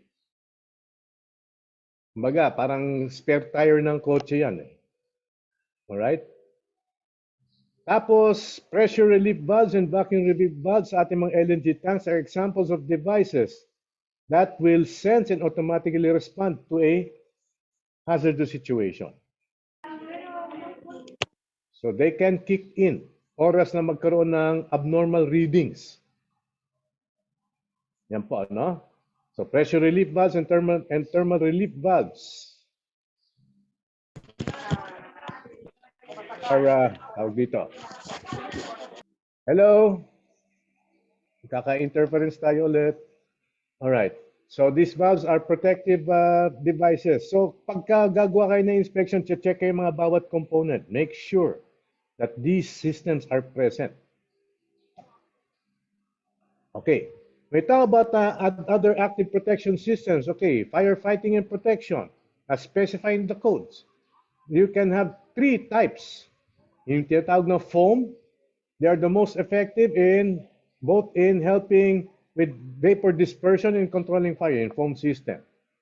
Dry powder systems is the next best step, and meant to extinguish LNG fires in the open air. All right. Ang fire water systems are not effective in fighting LNG fires because the fire water can actually lead, the water actually will lead to increased production of LNG vapor. So hindi na makokontrol talaga yung flame. But the water can be used to cool any materials or equipment that is exposed to fire. You also need the water to support the foam systems to wash out the foam pagkatapos or to spread the foam. Now we're looking at the electricals. Okay, some specifics about electricals. So equipment, power supply, lighting, lightning protection, and grounding requirements. Pasensya na kung hindi nagmukhang in order na present ko dito, no? Sa the way this is outlined here. So, Ma'am Melit mentioned ATEX a while ago. ATEX is a classification that refers to the hazard of explosive atmospheres occurring in the workplace due to the presence of flammable gases or combustible dust mixed in air. Okay. Yung, hindi ko alam yung complete name, pero I know it's in French. Yung ATEX na yan. So, from the European norm 1473, all electrical equipment, instrumentation equipment, and installations in your hazardous areas must comply with EN 60079 series. Maraming articles yan, yung EN 60079. Okay, isa sa mga requirements for ATEX is protection from lightning. Kailangan meron kayo lightning suppression systems. The following installations must be protected from lightning. So the tanks and accessories, marine transfer arms, buildings, and flares and vents. Generally, those installations or locations or facilities na mataas ang elevation, mataas ang height. Yan po. Like yung tanks, matataas na structures yung mga tanks na yan. Marine transfer arms are actually very tall structures. Yan po. Kailangan may lightning suppression system sila. Illumination also is of course critical. Lalo na kapag may work sa gabi or in places wherein there is enclosure such that hindi makapasok ang sunlight. So they must be provided in plant areas for safe access and safe conditions, especially for work at night. Kailangan din may UPS for emergency lighting. Oras na magkaroon ng power failure at namatay yung ating main power, kailangan may emergency lighting to ensure security and safety. Okay. Hazardous areas must be classified. So all installations are subject to hazardous area analysis. Now, the terms of reference in defining hazardous area classification are in accordance with the following European norms. This is specified in the EN 1473. All right, and these are okay, and there are counterparts in the other codes that are mentioned. Okay. Meron na particular European norm ISO 28460 that is for jetties, a guide for jetties. Then the equipment that must be present or the type of equipment that are present in hazardous areas must conform to EN 1127-1 and the EN IEC series. Okay? So I mentioned this a while ago, yung nga yung layout is important. So area classification drawings need to map out, are needed in order to identify the hazardous areas. All right? Electrical equipment in hazardous areas must conform to the EN 60079 series, and other required certificates or other certificates may be required by the approving bodies. The importance of earthing or grounding in electrical systems is to protect personnel and to avoid the creation of potential difference between metallic components para hindi magkaroon ng spark generation. So lahat ng possible sources of static electricity, kailangan grounded siya. So ang grounding hindi lang limited doon sa mga kusami electrical connections. All right? So mga metallic surfaces that can be subject to static electricity. We know how static electricity is produced. Diba? Mere contact or mere friction, yung rubbing, or being exposed to ionized air. All right? Climate conditions that can all lead to creation of static electricity. And there are some areas or some materials that have a high propensity for static electricity such that they could produce sparks. Those are sources of ignition and therefore must be properly grounded. Okay, when we talk about the power supply or the main power supply, the high voltage system, any plant must have a reliable source of plant electric power. It can be via the grid, yung local grid, or it can be built in. That is to say, yung plant is self-powered. Meron siya sariling power generation system. But of course, it would be best to have a combination of the two.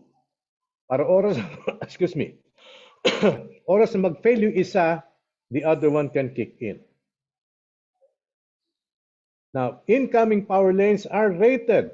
Alright, dapat tama yung rating nila according to the full load of the LNG plants. And the incoming power lines must also enable startup of electrical equipment without excessive voltage drops dun sa main bus bars natin. So, kailangan protektado yung equipment din natin. All right. Furthermore, about high voltage systems, if the plant generates its own power, malayo siya sa grid, a provision is needed to start the plant from complete shutdown. So that means to say, the power plant of the facility itself must have that capacity.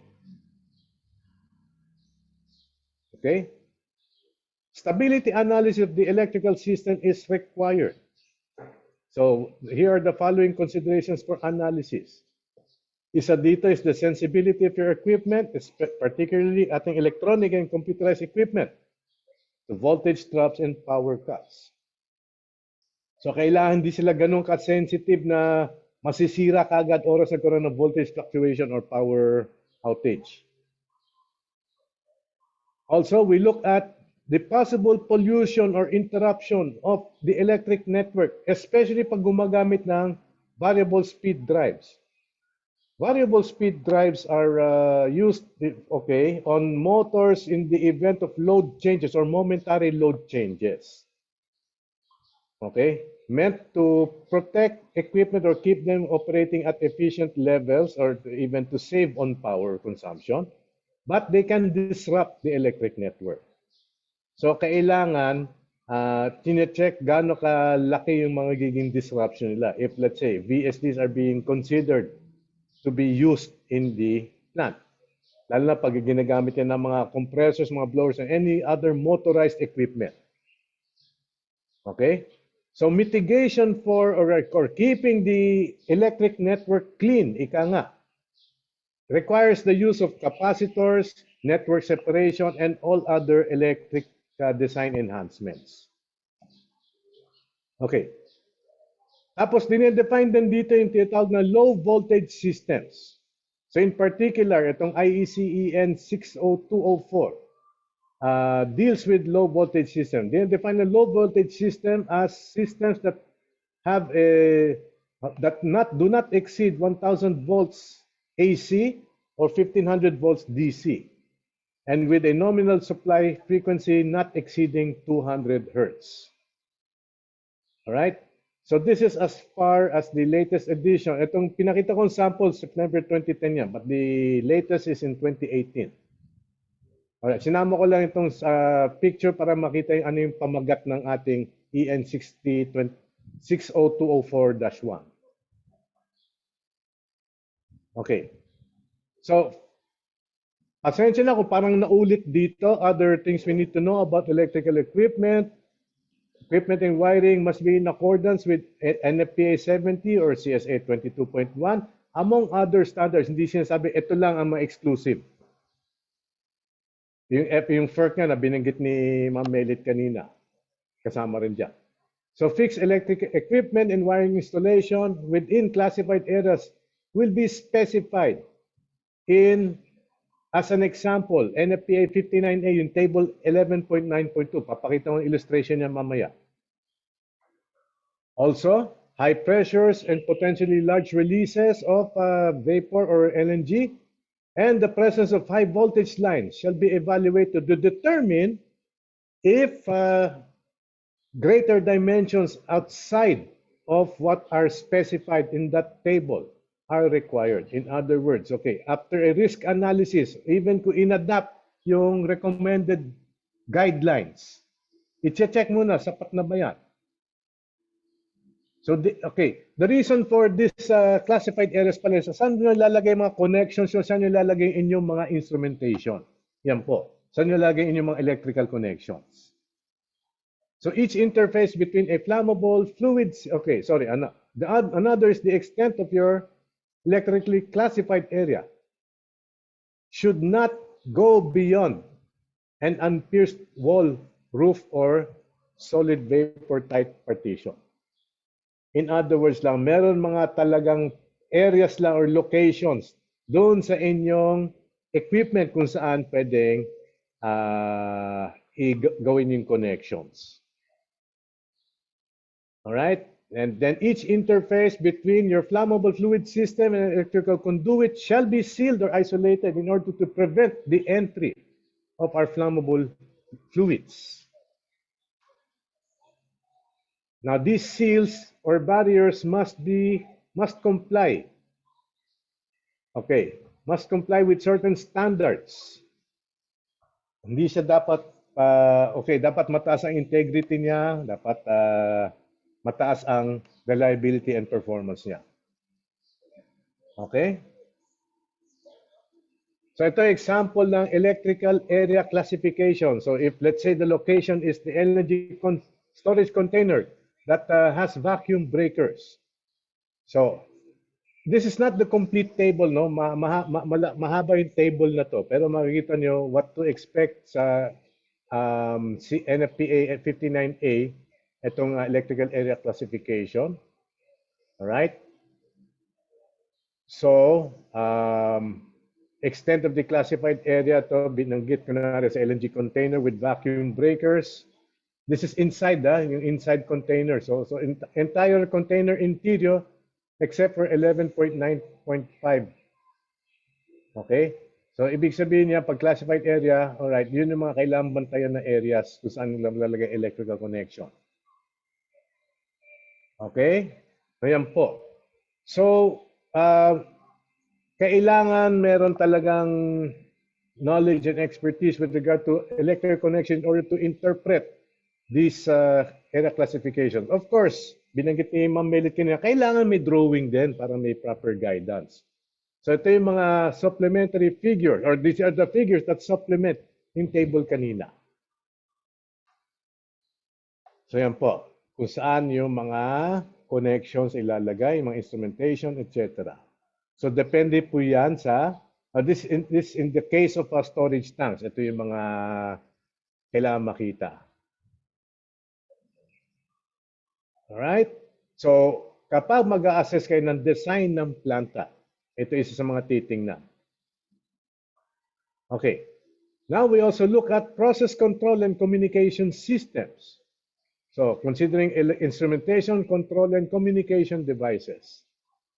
There are two types of systems that must be present.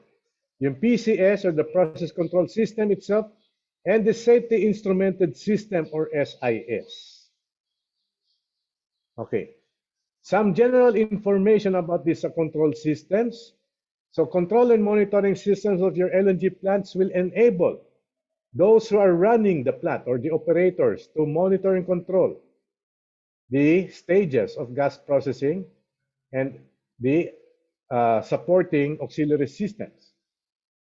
At any time, they must be able to get any information or feedback from any of those processes, especially those that could lead to hazardous situations. So process control also is intended for monitoring and controlling plant safety, plant operational safety. And also allows for exchange of information internally and externally. Internal within the plant or external to the plant. Kunwari, tatawag ng mga fire trucks or other external parties that can aid in managing a hazardous situation sa planta. So main plant functions shall be performed by both the PCS and the SIS, as well as supporting systems like access control and anti-intrusion systems, and internal and external communications networks. Okay? There must, these protection systems must also have or contain provisions in order to reduce the consequences of component failure. Pag sinasabing component sa planta. Okay. So some features about the PCS or the process control systems. So the PCS provides the operator with real-time information in order to allow for safe and efficient operation ng planta. Okay, so yan yung mismo nagko-control sa planta. Tapos, pwedeng magkaroon ng individual PSD systems sa mga equipment. So, in other words, independent sila sa isa't isa. Okay. There are these PSDs can be activated by the PCS or SOS given certain settings sa mga parameters niya. So kumbaga magki-kick in yan oras na meron ganitong setting, umabot sa ganitong setting yung parameter natin. Okay? The PCS shall also indicate, store, and print all information returned by your process control devices. So kailangan may records yan. So may database. The SIS, on the other hand, sorry, but SCS to, that should be SIS. It identifies, informs, and reacts to potential hazard situations. The SIS is independent of the PCS. So it cannot be, okay, so your PCS cannot be also the SIS. The SIS detects and acts on the following hazard situations, including itong mga nakita natin dito. Gas detection, changes in pressure, and temperature, there's spillage, there is a flame, there is an emergency shutdown, and also for continuous monitoring, activation, and control of your safety devices. Isa pang importanteng bagay sa planta natin is the instrumentation. The importance of the function of instrumentation is to control the processes within safe operating range. And to also trigger an alarm or even produce shutdown oras na nagkaroon ng abnormal or out of range na yung ating parameters or settings sa instruments natin. So one example is liquid level gauging in LNG containers. That's an example. So kinokontrol dapat yung liquid level. So the type and number of gauges is used will depend on the size of the tank. Okay, so that requires design considerations here. Also, kailangan redundant sila. So that if one gauge fails, there will be another gauge or another set of gauges or other gauges that would still give you reliable readings. Okay, and these gauges must be equipped with alarm systems. So meron din pressure gaugings for LNG containers, as well as vacuum gauges for vacuum jacketed components. Also, you need temperature indicators. So liquid level, LNG pressure, and LNG temperature are three important parameters in instrumentation. Okay, so binanggit kanina yung control systems, yung ating PCS and SIS, no? Now, control systems are vulnerable. So kailangan ng assessment for vulnerability, especially of cybersecurity systems. Sa NFPA, they recommend every 2 years. Okay? Also, kailangan pwede mag-fail-safe mode ang ating instrumentation and control systems oras nagkaroon ng power instrument air failure. So fail-safe mode, ibig sabihin, mag-store na there or mag-stop at a particular setting to allow for safe operation. Okay? Safe shutdown, in fact. Normally, pag mag-kick in ang emergency system, it is really to shut down the plant properly, not to continue operations. Okay? So even our control and communication systems must have two independent sources of power. So AC power and backup battery power, let's say. So communication systems, yan po, intended sila for communication within and outside of the plant. Ito po. So katulad ng control systems, they must have two independent sources of power. So again, check yan na mga approving bodies. So operation safety, binanggit na ni Tita Melit kanina to, in fact, no? So manual versus automatic versus automated procedures. In a large facility, of course, the control center manages all major plant processes. There can be automatic settings. That is to say, base sa mga gauge readings, all right, certain functions, certain processes are controlled by means of automatic feedback from these systems. Or they can be overridden at the control center. If let's say, we need to perform this particular step on this process, or they can be controlled on site manually. Yan po. Importante that all three systems are present so that there will always be plan B and plan C. Okay. Sa maintenance, okay, there should be safe isolation for maintenance activities. So aside from powering down or de-energizing, so sa madaling salita, so pinapatay yung power going to whatever component is going to undergo maintenance activity. Kailangan din i-purge yung ating gases or ating LNG from that system. There are different ways of purging. Okay, ito is an example, double block and bleed. So, okay, so you have your flange connection between the pipeline and the device that is to be isolated.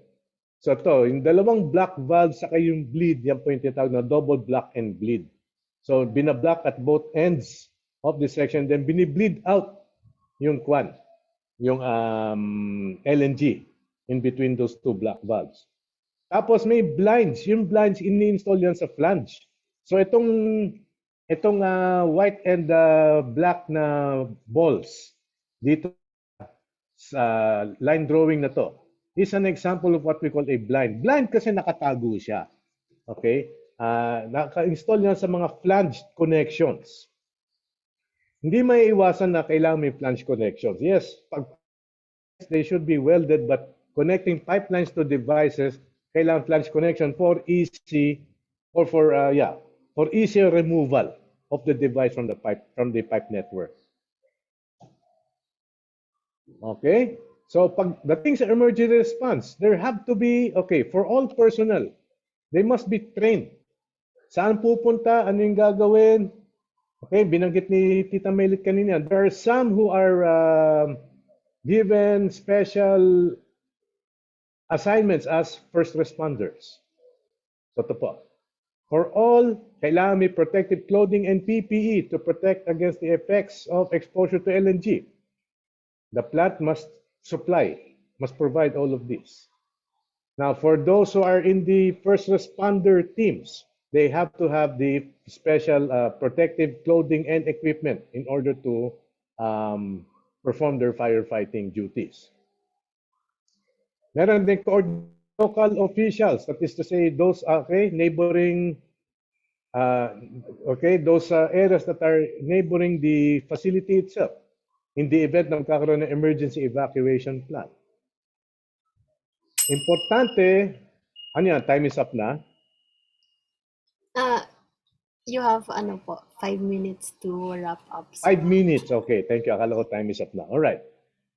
Lahat ng emergency procedures kailangan documented so that makikita kung properly na perform sila. And that way that training will be faster. Okay. Now, pagdating sa emergency services, nabanggit kanina rin yung ESD. So, ESD is emergency shutdown. So, any LNG facility must have an ESD in place, ESD system in place to isolate or shut off a source of LNG and other hazardous fluids. The components of your ESD, the main components are your valves and your control system and equipment. The valves are, of course, to prevent or stop the flow or control the flow of LNG. And control systems and equipment in order to actuate all systems leading towards your emergency shutdown. Now, ESD systems, although may guidelines, are not necessarily standardized. They are unique to the type of plant that you're putting up. Kahit ba sabihin receiving terminal yan, Okay, ano yung size niya? Ano yung layout niya? Okay, so okay, ano yung mga hazardous areas na na-identify?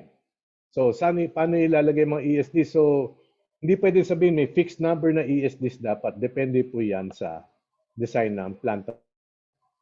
Okay? So, may guidelines na pwedeng gamitin dyan in one such guideline, itong ISA 84.00.01. Tapos, meron din tinatawag na emergency power supply. So, EPS supplied if needed after safe to install one. So the EPS capacity must ensure that the plant can be properly shut down. So sasaluhin niya any load in the event na magkaroon ng power outage or power loss or from the main supply. So shutdown siya para lang hindi magka-abrupt or magkaroon ng shock sa planta because of a sudden shutdown. So the EPS capacity must cover minimum loads in the event that you have a plant expansion. In other words, it would be best to have an EPS system that is a bit overrated. So hindi lang niya i-match yung current capacity ng planta but can also supply minimum load in the event that the owners decide to expand the plant.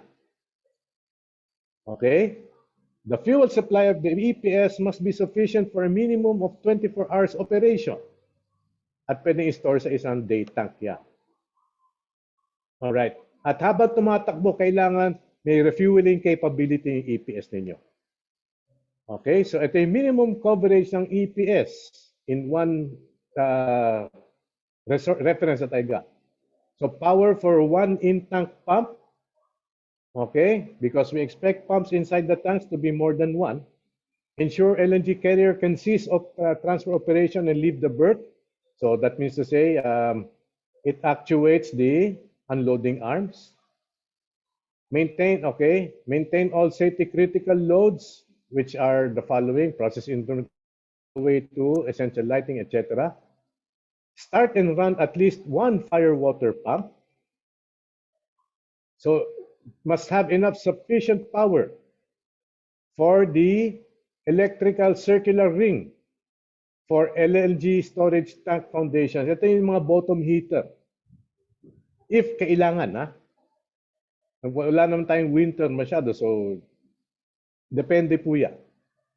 And provide also the following utilities: instrument air, nitrogen supply, and hydraulic supply. Again, to allow the plant to shut down. On the other hand, si UPS, what we call the uninterruptible power supply, yan naman yung more para sa electronic controls natin. So they provide power to critical control and safety systems to ensure safe conditions in the plant for a minimum of 60 minutes. So enough to back up data, enough to have proper shutdown. Okay? The UPS capacity must be also checked against minimum capacity in the event of a plant inspection. Ito yung differences ng EPS and UPS. Yan po. So sa EPS, doon natin na-expect makita yung mga generator natin. Kaya tayo may data sa fuel. UPS is really more battery powered, battery backed up. Ang nag-charge sa UPS natin is of course our utility power during normal operations. Okay? Tapos, emergency communication systems. Again, let me just be redundant. Emergency procedures must be documented and the procedures are site-specific. So, hindi tayo pwedeng kumuha ng any manual from any other plant at sabihin, ito yung ating i-adapt. They are site-specific. So, they must match yung mismong setting ng site. So communication must also include contacts with external parties. Okay? So case in point, local governments in case of evacuation and neighboring community. So yan po, parang patikim lang yan ng lahat ng mga standards na governing lalo na yung mga on-site terminals, okay? But more or less na banggit ko, even if there are some specific examples, what are the expectations with regards to safety procedures as well as electrical connections or electrical assistance pagdating sa ating mga receiving terminals. So maraming salamat kay Dr. Alan Nerves for helping us, providing us the foundation for our and the information for this lecture. Okay, that's it. Unless may tanong kayo. After all presentations, tama ba? Ay, hindi po. Ngayon na po. Ngayon na, okay. Okay. So, thank you, sir. Thank you, Dr. Reyes. Dr. Reyes. Now, we open the virtual floor for questions. So, for the participants who want to ask questions directly, please press the raise hand icon. And we will also be reading the questions posted in the chat box. So, meron po ba tayong mga tanong for the first and second presentation?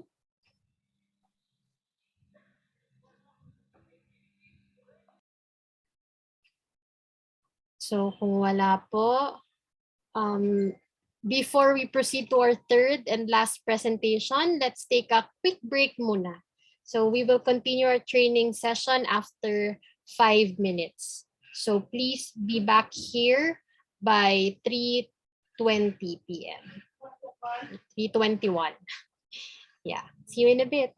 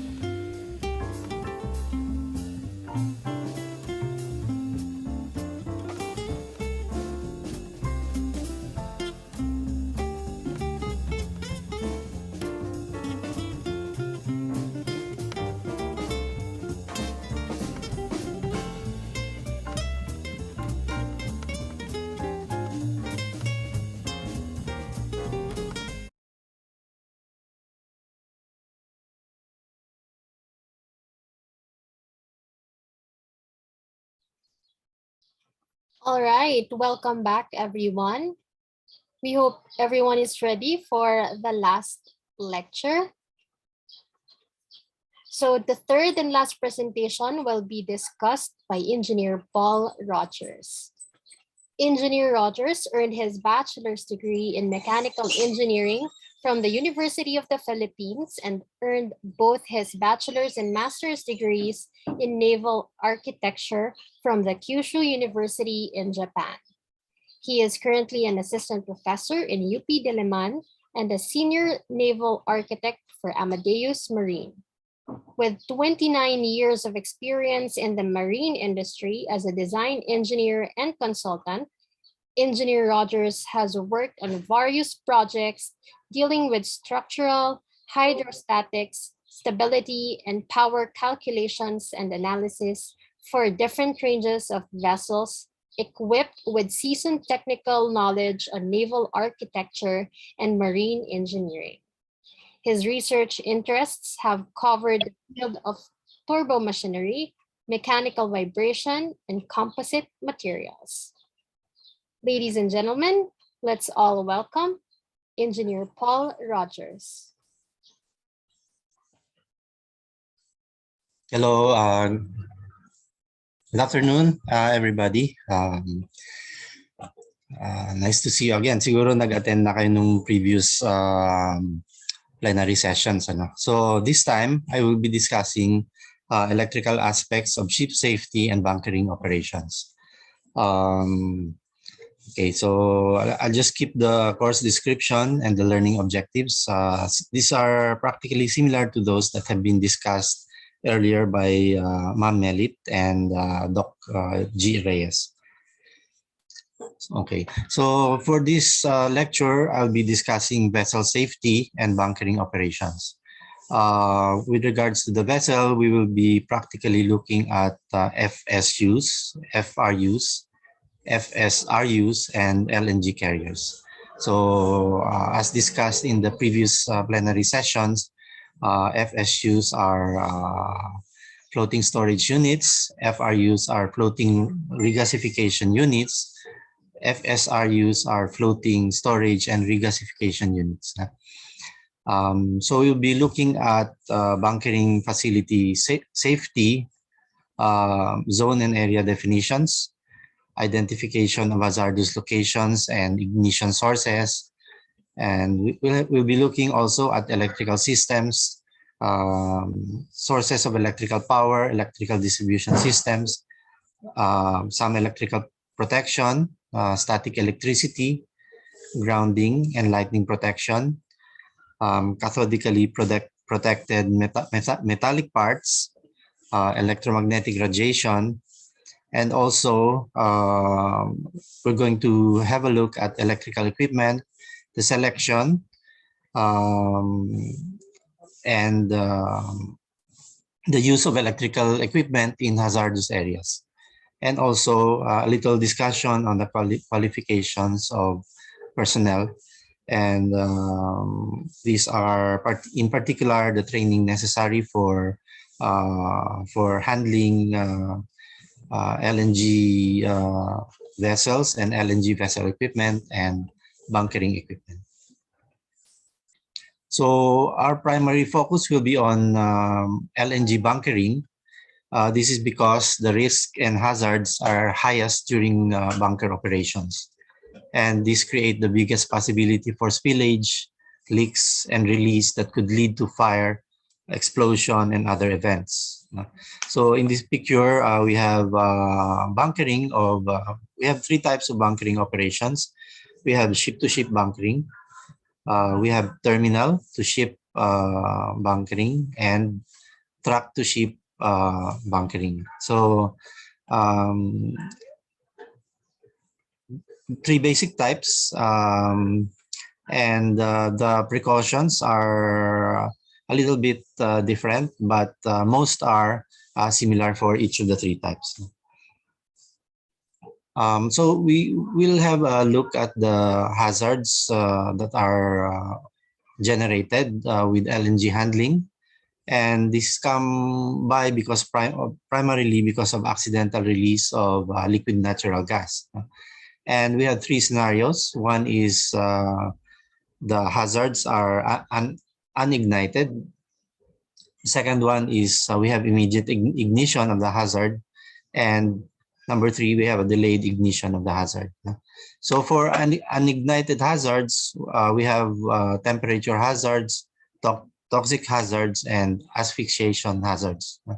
So with regards to temperature hazards, naturally, when we deal with LNG, it will be because of it has cryogenic temperature, and the cryogenic temperatures can cause embrittlement in some materials, particularly steel. This can also cause freeze burns. No? But LNG is also used, for example, for powering engines and turbines. So the products of combustion of LNG are hot gases, you know? And the hot vapor releases could also cause some burns if they contact personnel. Toxic hazards are, for example, the release of hydrogen sulfide or ammonia together with LNG. So these are also toxic hazards. For asphyxiation hazard, nitrogen gas, nitrogen oxide, carbon monoxide, carbon dioxide, or sulfur dioxide releases can replace hydrogen in an area and could cause asphyxiation in personnel in the vicinity. The second type of hazard is immediate ignition. We have a pool fire and a jet fire. Pool fire is the release of liquid, and the release of liquid LNG, for example, may form a pool on the ground or in water, and this could ignite, and this would create a potentially long-lasting pool fire. And we also have jet fire. Jet fire is the release of pressurized gas or liquid that could ignite, and this creates a high heat flux rate jet fire. For in some cases, the hazard could be due to delayed ignition of released natural gas. No? And we have basically two types. We have flammable vapor dispersion and vapor cloud explosion. No? So in flammable vapor dispersion, the gas or liquid releases, these are gas or liquid releases that form a flammable cloud in an open area. And upon ignition, this could cause a short and intense flash fire that is harmful to personnel. So mabilis yung fire, no? But it will be short. Gas or liquid releases, yung vapor cloud explosion naman, these are gas or liquid releases that form a flammable cloud in a congested or enclosed area. And this could cause an explosion and a pressure wave. So these are some of the basic types of hazards produced with accidental release of LNG. So if we take a look at pool fire, this is the release of liquid that forms a pool on the ground or water and ignites, and creating a potentially long-lasting pool fire. So here we see a schematic diagram of, for example, a spill of LNG from an LNG carrier. The release of the LNG causes a liquid LNG pool on the surface of the water. So LNG in the liquid state will be at around negative 160 degrees centigrade, while the surrounding seawater will be maybe around 20 to 25 degrees centigrade. So the temperature difference is very high. So we expect a high heat flux from the surrounding water to the LNG pool. And this will cause rapid evaporation of the pool of LNG. And this will create a vapor cloud within the vicinity. And of course, the vapor cloud can disperse or be can be transferred by virtue of the action of a wind acting in a certain direction. And of course, as discussed in a previous lecture, there are some instances that the mixture of air and LNG vapor is an ignitable vapor. So if the LNG pool is immediately ignited, then the fire will spread from this area up to the extent of the vapor cloud. But in other cases, delayed ignition could occur at the free end of the vapor cloud. So in this case, the fire turns back to the pool. So the direction of the fire will be opposite in the direction. And here we have a picture of a pool fire. We have liquid on top of that is the LNG pool, and we have a fire generated from that pool of LNG. Jet fire is the pressurized release of gas or liquid, and upon ignition, it will create a high heat flux jet fire. So the high pressure release causes a rapid dispersion or rapid dispersion of the LNG vapor, and that could easily form an ignitable mixture with a very high heat flux rate. Also, we have flammable vapor dispersion fire in open space. So this is this one, flammable dispersion, and under a delayed ignition. So of course, the fire will encompass the scale of the release of LNG vapor, and that will be the extent of the fire. And also, we have a flammable vapor cloud explosion, or a VCE. This occurs when a sufficient amount of flammable or combustible material is released, mixes with air, and is ignited. So this is a very quick but not so long-lasting fire. There are other hazards. We have believe this is boiling liquid expansion, boiling liquid expanding vapor explosion. This is a dangerous situation in which LNG in a closed containment is heated up, and any rupture of the containment system will lead to an explosion. So first, due to the heating up of the containment system, there will be a buildup of pressure and an increase in temperature of the vapor inside the containment system. And once that is released to the atmosphere, the high temperature could lead to an explosion. Another hazard is rapid phase transition. This occurs when LNG comes in contact with another source, leading to heat transfer. And this may lead to phase transition from liquid to vapor at a faster rate. Also, we have bunker line contamination. Bunker lines can be opened to the atmosphere, and if it contains moisture, salt, or carbon dioxide during the bunkering operation, they will rapidly be cooled and form ice, and this could cause some blockage to the piping system. We also have another hazard, which is trapped LNG. Once the bunkering is finished, it is possible that some amount of LNG fuel is left in the pipe, which will convert and expand into vapor, and this will create a high pressure inside the pipe, and this could lead to pipe rupture. Another phenomenon or hazard is rollover.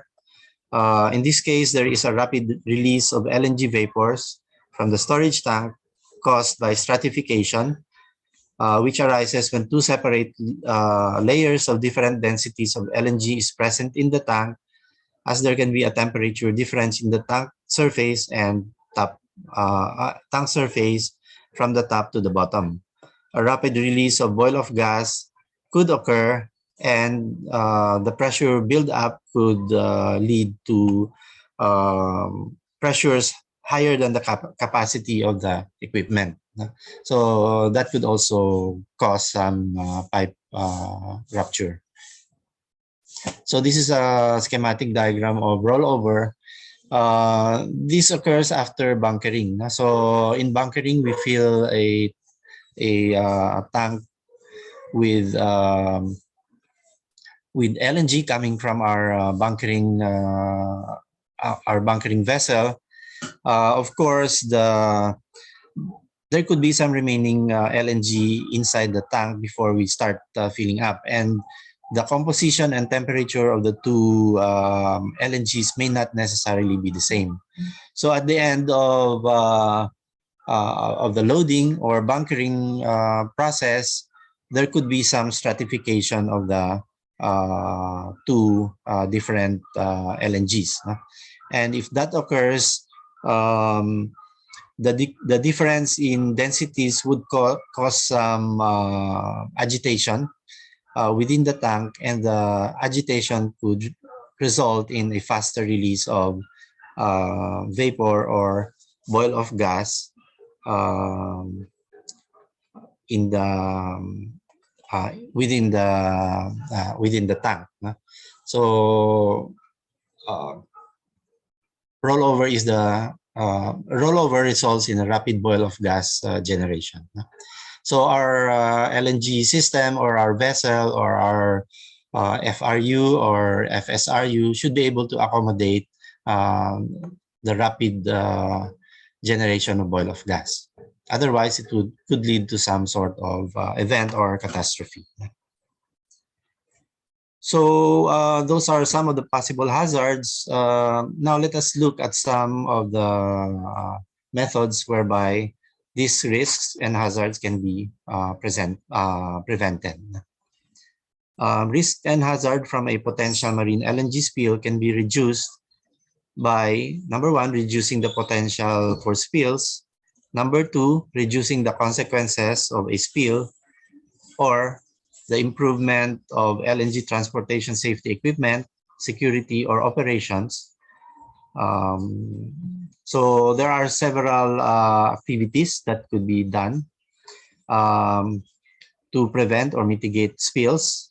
Number one is we identify areas where this could occur. Here we have to define zones. We have to define the hazardous area, the safety area, the security area, and other areas. And we must limit access to these zones.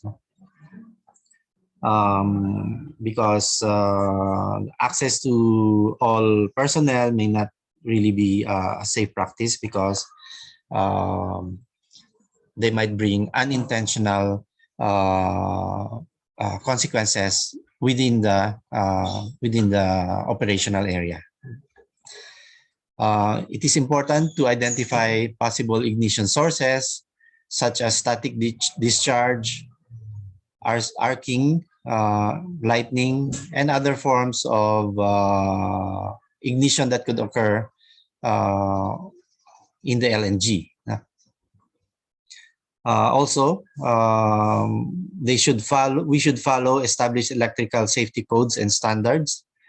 Like, for example, working on a de-energized equipment, establishing a safe work condition.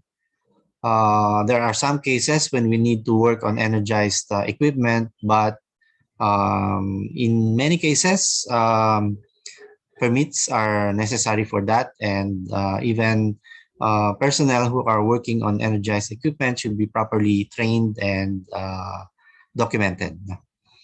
So also, with regards to personnel, we should employ qualified personnel and train the employed personnel with regards to work in a bunkering situation. This determines who is qualified, and also an energized electrical work permit will be necessary if we are working on energized equipment. And also, lastly, awareness of hazard should always be there.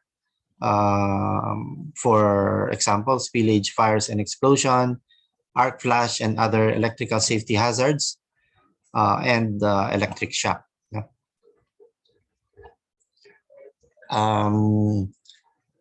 Minimizing arc flash and other electrical hazards can be done by doing the following things. Number one, design a safer system.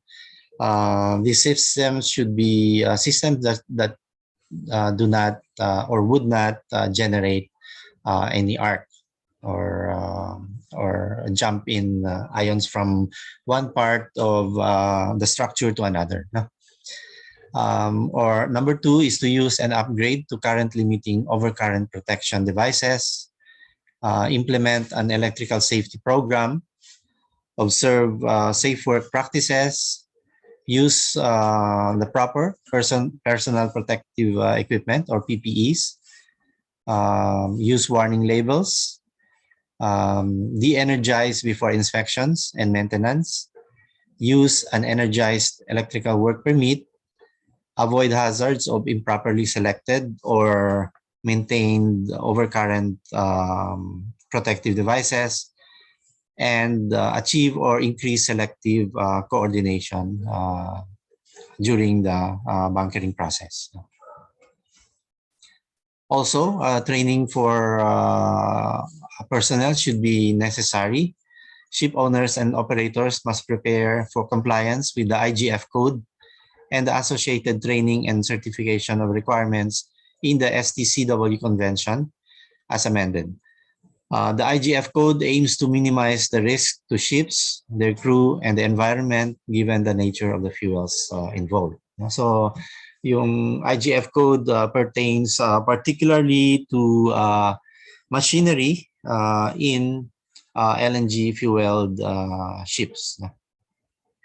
And the IGF code contains mandatory provisions for the arrangement, installation, control, and monitoring of machinery, equipment, and systems using low flash point fuels to minimize risk to the ship, its crew, and in its environment. During bunkering, we need to obtain permission from the pertinent local port authorities and follow regulations that exist, whether in the country, or in the location, in the port, or standard international regulations. One of these is the IGC code. In particular, the bunker ship or the ship delivering the LNG should follow the IMO IGC code. For the receiving vessel should follow the IMO IGF code. That means that the receiving vessel should have equipment proper to the handling of LNG. The master needs to check whether the weather and tide forecast for the area where LNG bunkering operation is to be carried out. The bunkering station and nearby areas of the ships are treated as hazardous areas during the bunkering period for both the ships when it is ship-to-ship operation.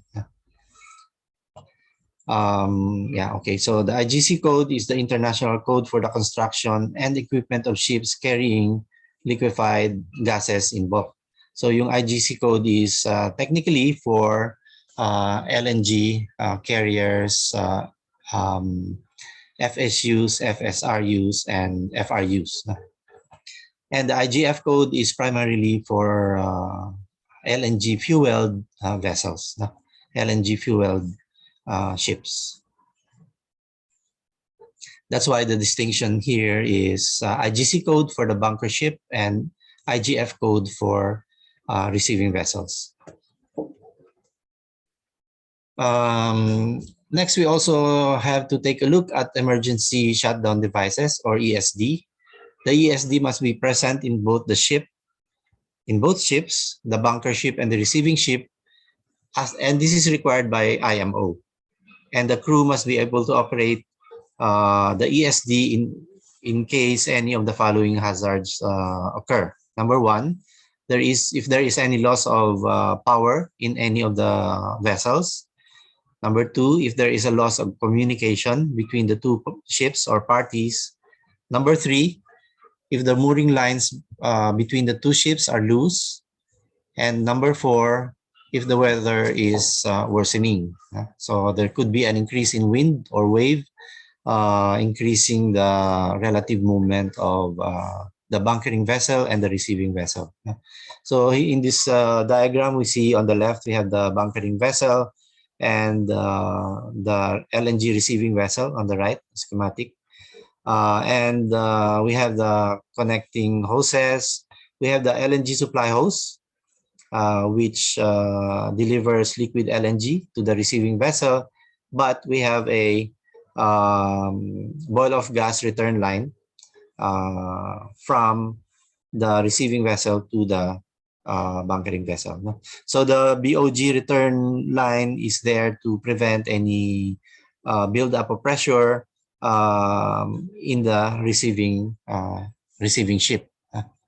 And the ESD valve is present in both the lines of both vessels, both for the bunkering vessel and the receiving vessel. So if anything happens, especially if any of these four conditions happen, then immediately the operation should be stopped by using the ESD valves. So immediately closing the ESD valves could prevent the release, the accidental release of LNG, and therefore prevent any further escalation of the event. So we have the dry DC QC-DC coupling. The LNG bunkering between ship to ship or shore to ship is done by using a quick connect disconnect coupling. The coupling used in the LNG bunker hose is usually a dry brake coupling, which comprises a female fitting and a male fitting that are connected and disconnected on a regular basis to form a liquid and pressure tight coupling. Dry brake couplings generally have a valve arrangement that shuts down the liquid flow prior to the disconnection of the male and female couplings and have the advantage of a fast connect and disconnect time, which allows the crew to have a faster operation. Also, the presence of an internal valve in the couplings will prevent the further additional or further release of LNG once the couplings are disengaged. The couplings can be mechanically or hydraulically operated. And you will note that hindi nakasulat dito na this could be electrically operated because we know that electricity could cause some spark or accident that could ignite the LNG mixture. Additional personal protective equipment should also be used in LNG bunkering. These are different from the conventional oil bunkering, and therefore the bunkering of LNG should use additional PPEs apart from the basic ones.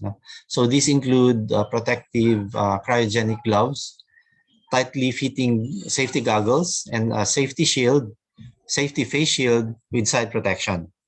And also the clothing should be fully body comprehensive, flame resistant, and cryogenic retardant, and also should have visibility markings. So mayroong additional PPEs na kailangan for LNG bunkering because of the cryogenic temperatures involved. And let's take a look at some of the preparations before bunkering. Some important, siguro hindi ko na babasahin lahat, but because I went through this in the last lecture, but some important things, engine room and deck crew should work together in preparing the LNG bunkering operation. And pre-bunkering checklists should always be there and signed off by both parties, the bunkering vessel and the receiving vessel. And the process of bunkering should be agreed upon by both parties.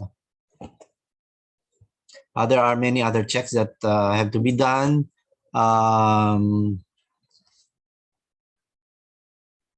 Okay, one of the important things is communication between ships should be established properly. The receiving ship and supplier should have an agreement on the quantity and the properties of the supplied LNG. Also, the spill protection plan, for example, has to be agreed upon and discussed by the two parties. Yan. The hoses with coupling should not touch any unearthed part before connection to avoid possible electrical arcing. And grounding must be provided to provide a path for electricity or static electricity to go through instead of allowing them to jump from unearthed parts. Okay, so here we see again the bunkering vessel and the receiving vessel. We have an LNG bunker hose and a vapor return line. And normally, the receiving vessel will not have a boil of gas treatment facility. But normally, the bunkering vessel will have one. So the vapor is returned to the bunkering vessel. It is not compulsory for the bunkering vessel to provide a vapor return line as long as the ship has a boil of gas management system installed on board, or if the vessel has the ability to cope up with vapor pressure created by the BOG, or LNG is supplied in such a way that the BOG is getting cooled down without generating vapors. So those are the reasons why a vapor return line may not be necessary. And during LNG bunkering, the dedicated ship team members must keep checking the bunker station and the filling tanks for the following. Number one, the flow rate or the pumping rate. Number two, if there is any deviation from the agreed upon rates of flow, then they should inform the bunkering facility to adjust the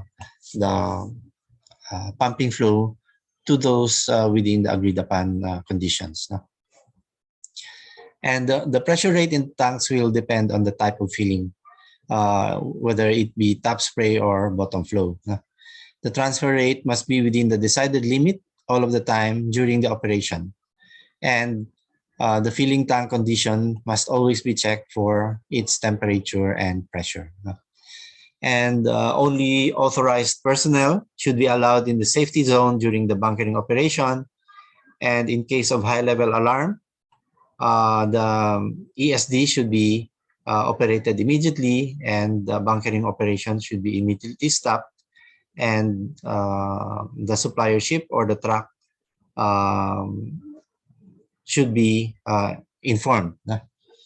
Mooring lines should always be checked continuously, and security and safety zones should always be continuously monitored. So the approach of any other vessel to the vicinity of the bunkering operation could provide or could create a dangerous situation or a hazardous situation. So the security and safety zone should always be continuously monitored. If any of the watch-keeping officers or crew detects any issue, the bunkering operation should be stopped immediately by communication or the use of an emergency stop device. So that's during the bunkering. So This one is before bunkering, this is during bunkering, and this one is after bunkering operations. Once the supplier communicates that the quantity of LNG fuel decided has been transferred, the pumping rate will be reduced and then eventually stopped. The LNG lines are allowed to vaporize and displace the remaining liquid back to the tanks, and manifold valves for bunkering and vapor lines on the receiving ship is closed, and the pipes and hoses that were used for bunkering will be inerted and then stowed. And the ship officers will confirm if the bunker hoses, manifold, and piping are properly drained and free of residual LNG. The bunker pipe and vapor line hoses are then disconnected and returned to the supplier vessel. The bunker hose manifold will be blanked off and all the FFA and pollution prevention equipment stowed, and the quantity will be checked and based on the tank levels, and they have to create the bunker delivery note, which will be received by the ship's chief engineer. And after that, the mooring lines will be removed and stowed, and all records of the bunkering are to be recorded in the ship's logbook and informed to the port authorities. The responsibility of for the bunkering operation has to be shared jointly between the receiving vessel, the bunker vessel, and the truck driver in the case of a truck to ship bunkering operation.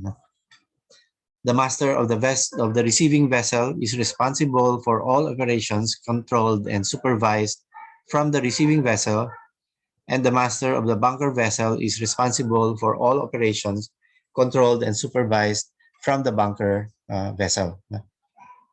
So, kanya-kanya responsibility. And in case the bunkering is from truck to ship, then the tanker truck driver would be responsible for all operations controlled from the truck, from the tanker truck. He must monitor the entire bunkering process from start to finish, and at any time it should not be unattended. In the case of a terminal to ship bunkering system, the terminal must have a procedure or an approved manual regarding safe bunkering and cargo operations. The terminal representative is responsible for establishing an overall contingency plan in the case of an emergency involving LNG. So dapat mayroong contingency plan yung terminal for any emergencies with LNG. Okay, for the LNG truck, it should be parked correctly, and it should not be blocked by any other vehicle, and it should be parked in such a manner such that immediate departure is possible without any maneuvering necessary. The terminal representative should check that all safety precautions have been made according to the terminal regulations. And for risk management, several zones have to be defined during a bunkering operation. So these are called the control zones. ISO recommends establishing a safety exclusion zone around the LNG bunkering station, access to which is restricted to all non-essential personnel during bunkering. This is done to minimize the probability of ignition and threat to human lives in the event of an accident. So here in this picture, we have a port and a vessel doing a bunkering operation from truck to ship. And in the pink region, this is the hazardous zone. The yellow region is the safety zone. The violet point region is the monitoring and security area. Number 4, the blue one, the blue dots cover the marine zone, and The fifth one is the green dots. This is the external zone. So what are these different zones? The hazard zone or the hazardous zone is a three-dimensional space in which a combustible or explosive atmosphere can be expected to be present frequently enough to require special precautions for the control of potential ignition sources. Hazardous zones must be defined for all components of the LNG bunkering system by their respective owners, be they the gas-fueled ships, bunker vessels, road tankers, and terminals. And the potential ignition sources could be vessel machinery, for example, the funnel, exhaust stack. These are high temperature points. And also sometimes these release some cinders, which could cause fire upon contact with the proper LNG ratios. Electrical equipment like motors could also be a cause for the generation of sparks or arcs, particularly motors that are equipped with brushes. Mobile phones or cell phones and high power radio and radar. This could also cause some ignition. And also, of course, static electricity. This could cause some electricity to jump from one isolated part to another one. So the arcing could cause the ignition of an LNG fire. Also, naked flames from welding, paint stripping, and people smoking are possible ignition sources. And of course, vehicles delivering to a vessel or boarding a ferry could also be a cause for ignition of LNG within the release within the vicinity. So examples of special precautions required to limit the probability of ignition sources coming into the hazard area include, number one, the use of electrically or intrinsically safe equipment which do not produce any spark, and number two, by prohibiting people from bringing ignition sources within the area. So sometimes personnel carry some portable equipment. The portable equipment could sometimes cause a hazard. The safety zone is defined as a three-dimensional envelope of distances inside of which the majority of leakage events occur, and there is a recognized potential for a leak of natural gas or LNG to harm life or damage equipment and infrastructure. The purpose of the safety zone is to minimize the likelihood of harm to people and damage equipment by number one, controlling leaks and spills. Number two, avoiding ignition and subsequent fire or explosion. Number three, excluding non-essential people. Number four, protecting essential staff through the use of PPEs. The safety zone should always be under the control of the person in charge. And the size of the control zone or the safety zone will depend on the design of the LNG bunkering infrastructure and the gas-fueled ship, the configuration of the LNG transfer system, the duration and flow rate and pressure of the potential leak source, if there is any, the weather conditions and ambient temperature, the layout of the location where spills could occur. So in this diagram, oblong lang yung ano, but it is actually not that simple. No? So in several cases, we may have a different shape of the different zones, no? Depending on the configuration and arrangement of the machinery.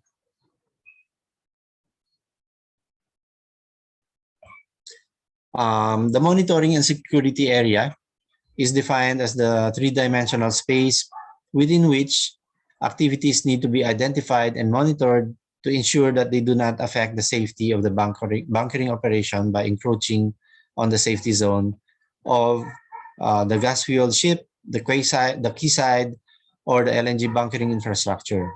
Its primary purpose, again, is to prevent impacts from actions of people not involved in the bunkering process. So this is another zone. It's actually a bigger zone. So ito siya.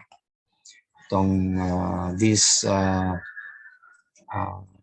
one, this purple dashed lines, purple dotted lines.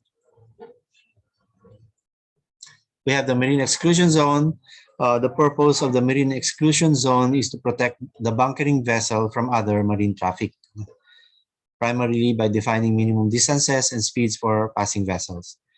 The definition of the marine exclusion zone is for each port to decide and implement in port rules based on specific port and ship studies. So this is done by the port management or port authorities. The external zone, in some jurisdictions, for example, in Europe, the external zone is required and a port cannot influence how the general public behaves outside the port area, so the risk level outside must be kept low. This zone is defined by the level of risk general members of the public can be exposed to based on local regulatory requirements or socio-political norms. So in many cases, Europe, this is stated, or this is defined. The safety zones are calculated using a deterministic approach or a probabilistic approach. For the deterministic approach, it calculates the maximum distance from the bunkering activity at which a cloud of methane could still be flammable. This distance is calculated for a maximum credible scenario, which is to be determined in a workshop meeting. And this is a simple approach which usually leads to relatively large safety zones, as no safeguards are included in the calculations or in the analysis. There is another method, the probabilistic method. This follows a risk-based approach. It assesses the maximum distance to flammable concentration of each possible release scenario, as well as its likelihood or probability. The safety zone is then defined by the distance at which the frequency of occurrence of a flammable cloud is equal to once every million operations. This method requires a more complex analysis of the operation, and this is used mostly for locations where available space is limited and no large safety zones can be implemented. So mas mahirap, mas tedious yung process with the probabilistic method, although normally the safety zone coverage would be smaller than the deterministic approach. So, of course, the preferred approach would be the deterministic approach, unless there are the spaces considered are tight or limited in range. So, a probabilistic method approach should be used in such cases. Also, protection of ships from lightning should be done or practiced.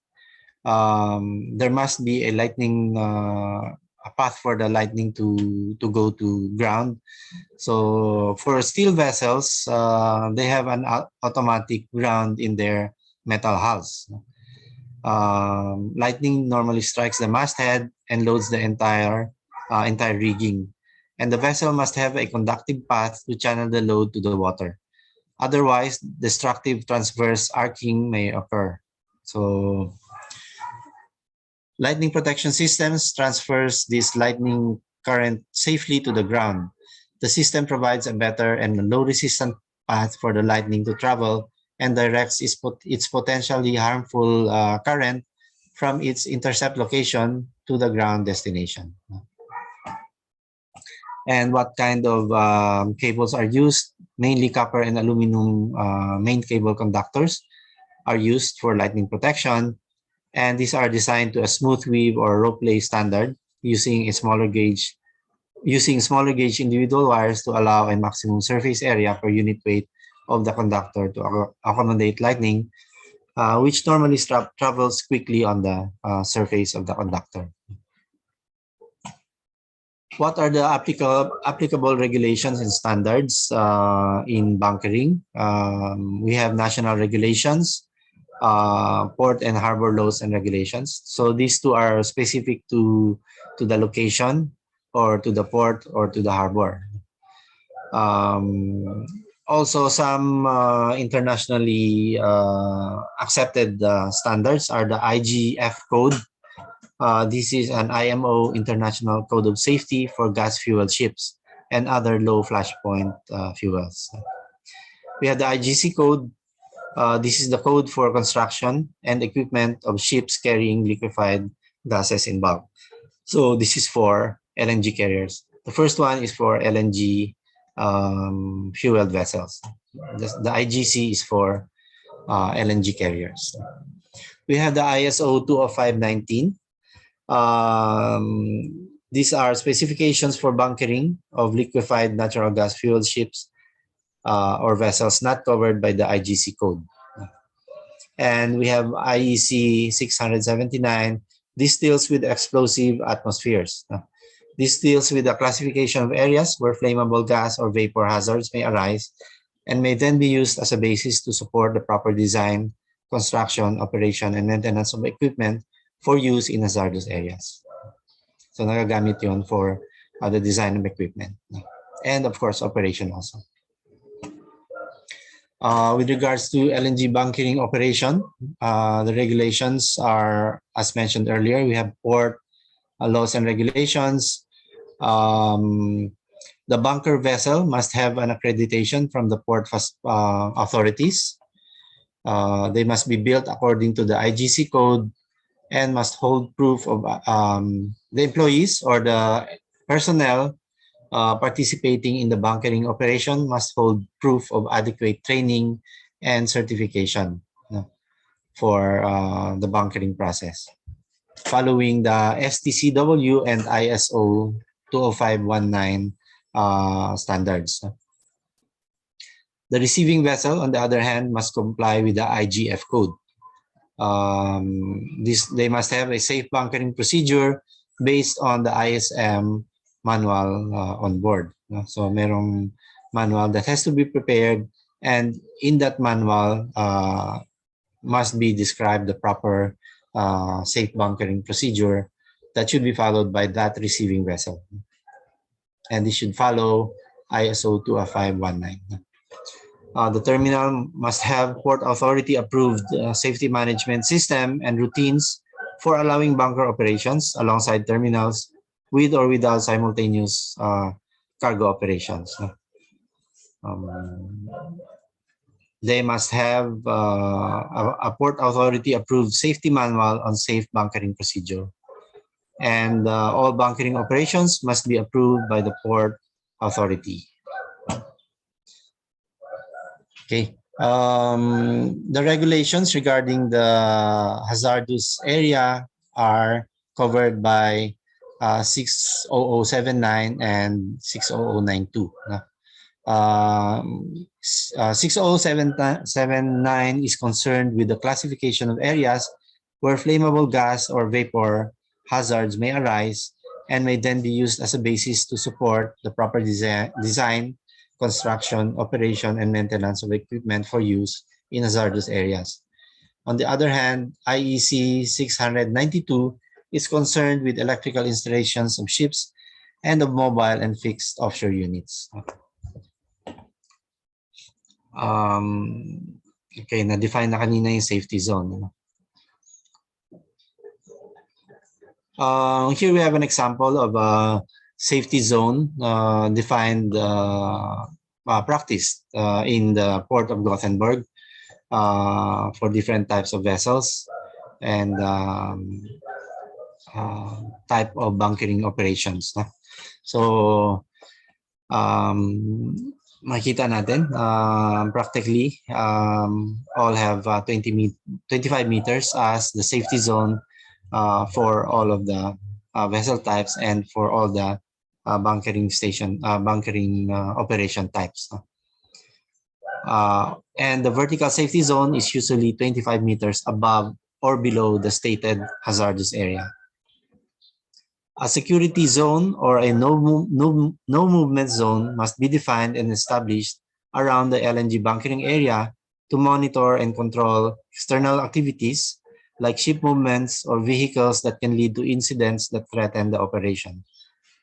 So the security zone may result in limit access for personnel and for public. And the security zone will always be larger than the safety zone. Before bunkering operation starts, the security zone has to be communicated to all parties it may concern, such as adjacent terminals, other vessels, and the port authority. So this is just an example of safety zones as defined in the port of Gothenburg. So example lang ito. This is an example of a LNG bunker checklist. If we scrutinize this checklist, we will see that all of the things listed here are those that were discussed in the lecture. No? So we have a pre-bunker operation. We have planned simultaneous activities. So besides bunkering, merong ibang activities that could also be approved, no? Like cargo loading and unloading. But extreme caution has to be taken in simultaneous operations. No? We have pre-LNG transfer checklist and LNG transfer data. No? So this is after the LNG. So checklist lang ito. No? So i-check lang, and then for example, here we see signs, agreement, recheck, or permission, or permission given. No? So pag permission given, we have a P or approved, no? Approved item. Pag recheck, then this has to be redone or rechecked until agreement between the involved parties is obtained.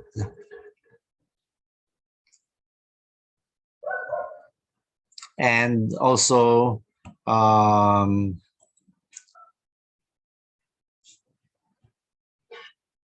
okay. So, question from Don Honor Jacob. Sir, how would hazard safety security exclusion zones be for FSU, FSRU, FRU, and LNG carriers? So, the approach would be the same. No? We had to define the hazard zones, the safety zones, in the method described earlier. No? So, ito. Either with the deterministic approach, which is a relatively simpler method. Binagmimitingan, tapos dinidecide kung saan yung extent na flammable pa yung methane cloud. No? But in the probabilistic method, this would require the assessment of distances, probabilities, and frequencies of occurrence of each type of leak. No? So medyo but both approaches can be done for LNG vessels, for ship-to-ship transfer, for truck-to-ship transfer, and for facility-to-ship transfer. No? I hope that answers the question. So finally, dito we received the signatures of all of the involved parties to signify that they are in agreement with the procedures followed, the amount of LNG transferred, and the quality of the LNG transferred. And then there is an after LNG transfer checklist. Okay, so that actually ends my presentation. Are there any questions? We've had one question already. I hope I have answered Don Honor Jacob's question. All right, thank you, Engineer Rogers. And again, to Engineer Melit Villanueva and Dr. Joseph Reyes for your thorough and comprehensible discussions on electrical or fire and explosion safety. So now Thank you. we open the virtual floor once again for questions. So sa mga may tanong pa po, you can ask your questions directly. Just press the raise hand icon para matawag namin kayo. And you can also post your questions in our chat box. So nauna na si Sir Don. Meron pa po ba tayong any questions from our participants?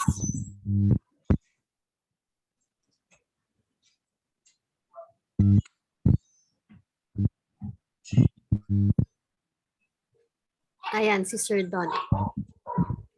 Go ahead, sir.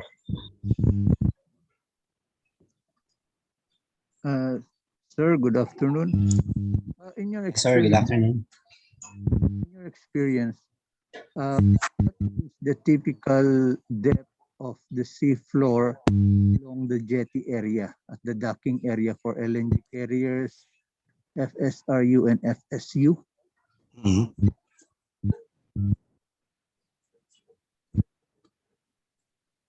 Yes, Sir Don. Could you repeat the question? Sir, in your experience, what is the typical depth or the deep for the sea floor at the jetty area, Uh, docking area for FSRU or FSU or even the LNG carriers? Um, well, I think that the depth of the seafloor should be enough to accommodate a floating structure, such as a carrier, an LNG carrier, an FSRU, an FRU, or an FSU. So the case could be different depending on the location and the installation. In some cases, probably you need some dredging work to be done to accommodate,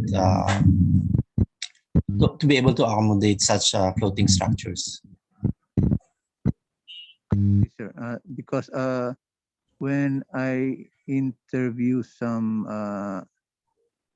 experts, they say that the 15-meter depth is enough to accommodate the QMAX at full load.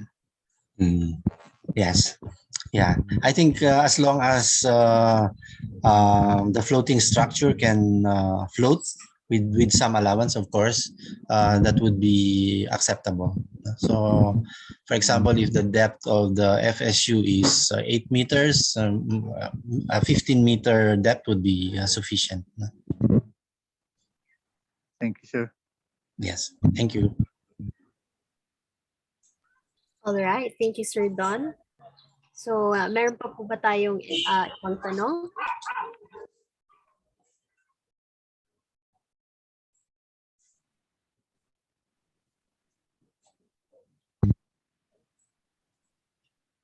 All right, so if none, thank you, everyone. We will provide you with the training materials. Ayan. Sir Don, you have a question? I just want to say something. I think the presentation on the exclusion zone is very important for the ongoing LNG projects right now. We should have to standardize them for the Philippine condition or start practicing familiarizing the safety exclusion zones. That's all. Yes. Thank you, Sir Don. I agree with your statement. Thank you, sir.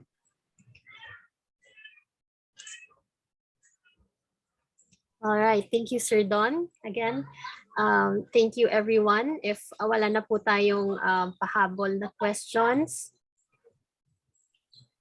okay. We will provide you with the training materials, the video recordings, and training presentation slides, as well as a short evaluation form regarding this training session. So we apologize for the extended time. Pero for those na kailangan ng umalis, feel free to go. Basta please be reminded lang to fill up the attendance form. The link is posted in the chat box. So that concludes our last plenary session. We dedicate this training to our late technical expert for electrical or fire safety, Dr. Alan Nerves. So he originally devised the course plan. We once again thank our lecturers, Engineer Melit Villanueva, Dr. Joseph Gerard Reyes, and Engineer Paul Rogers, and their technical assistant for this course, Ms. Michelle Batad, for all of your time and effort in preparing the electrical or fire safety course. All right, and most importantly, we thank all of the agencies and LGUs for attending. So thank you very much, everyone. Have a great week ahead. Thank you, Angelo. Thank you, Michelle. Thank you po. Thank you, Paul. Thank you, Melit. Thank you po. Thank you, G. Maraming salamat po. Thank you, everyone.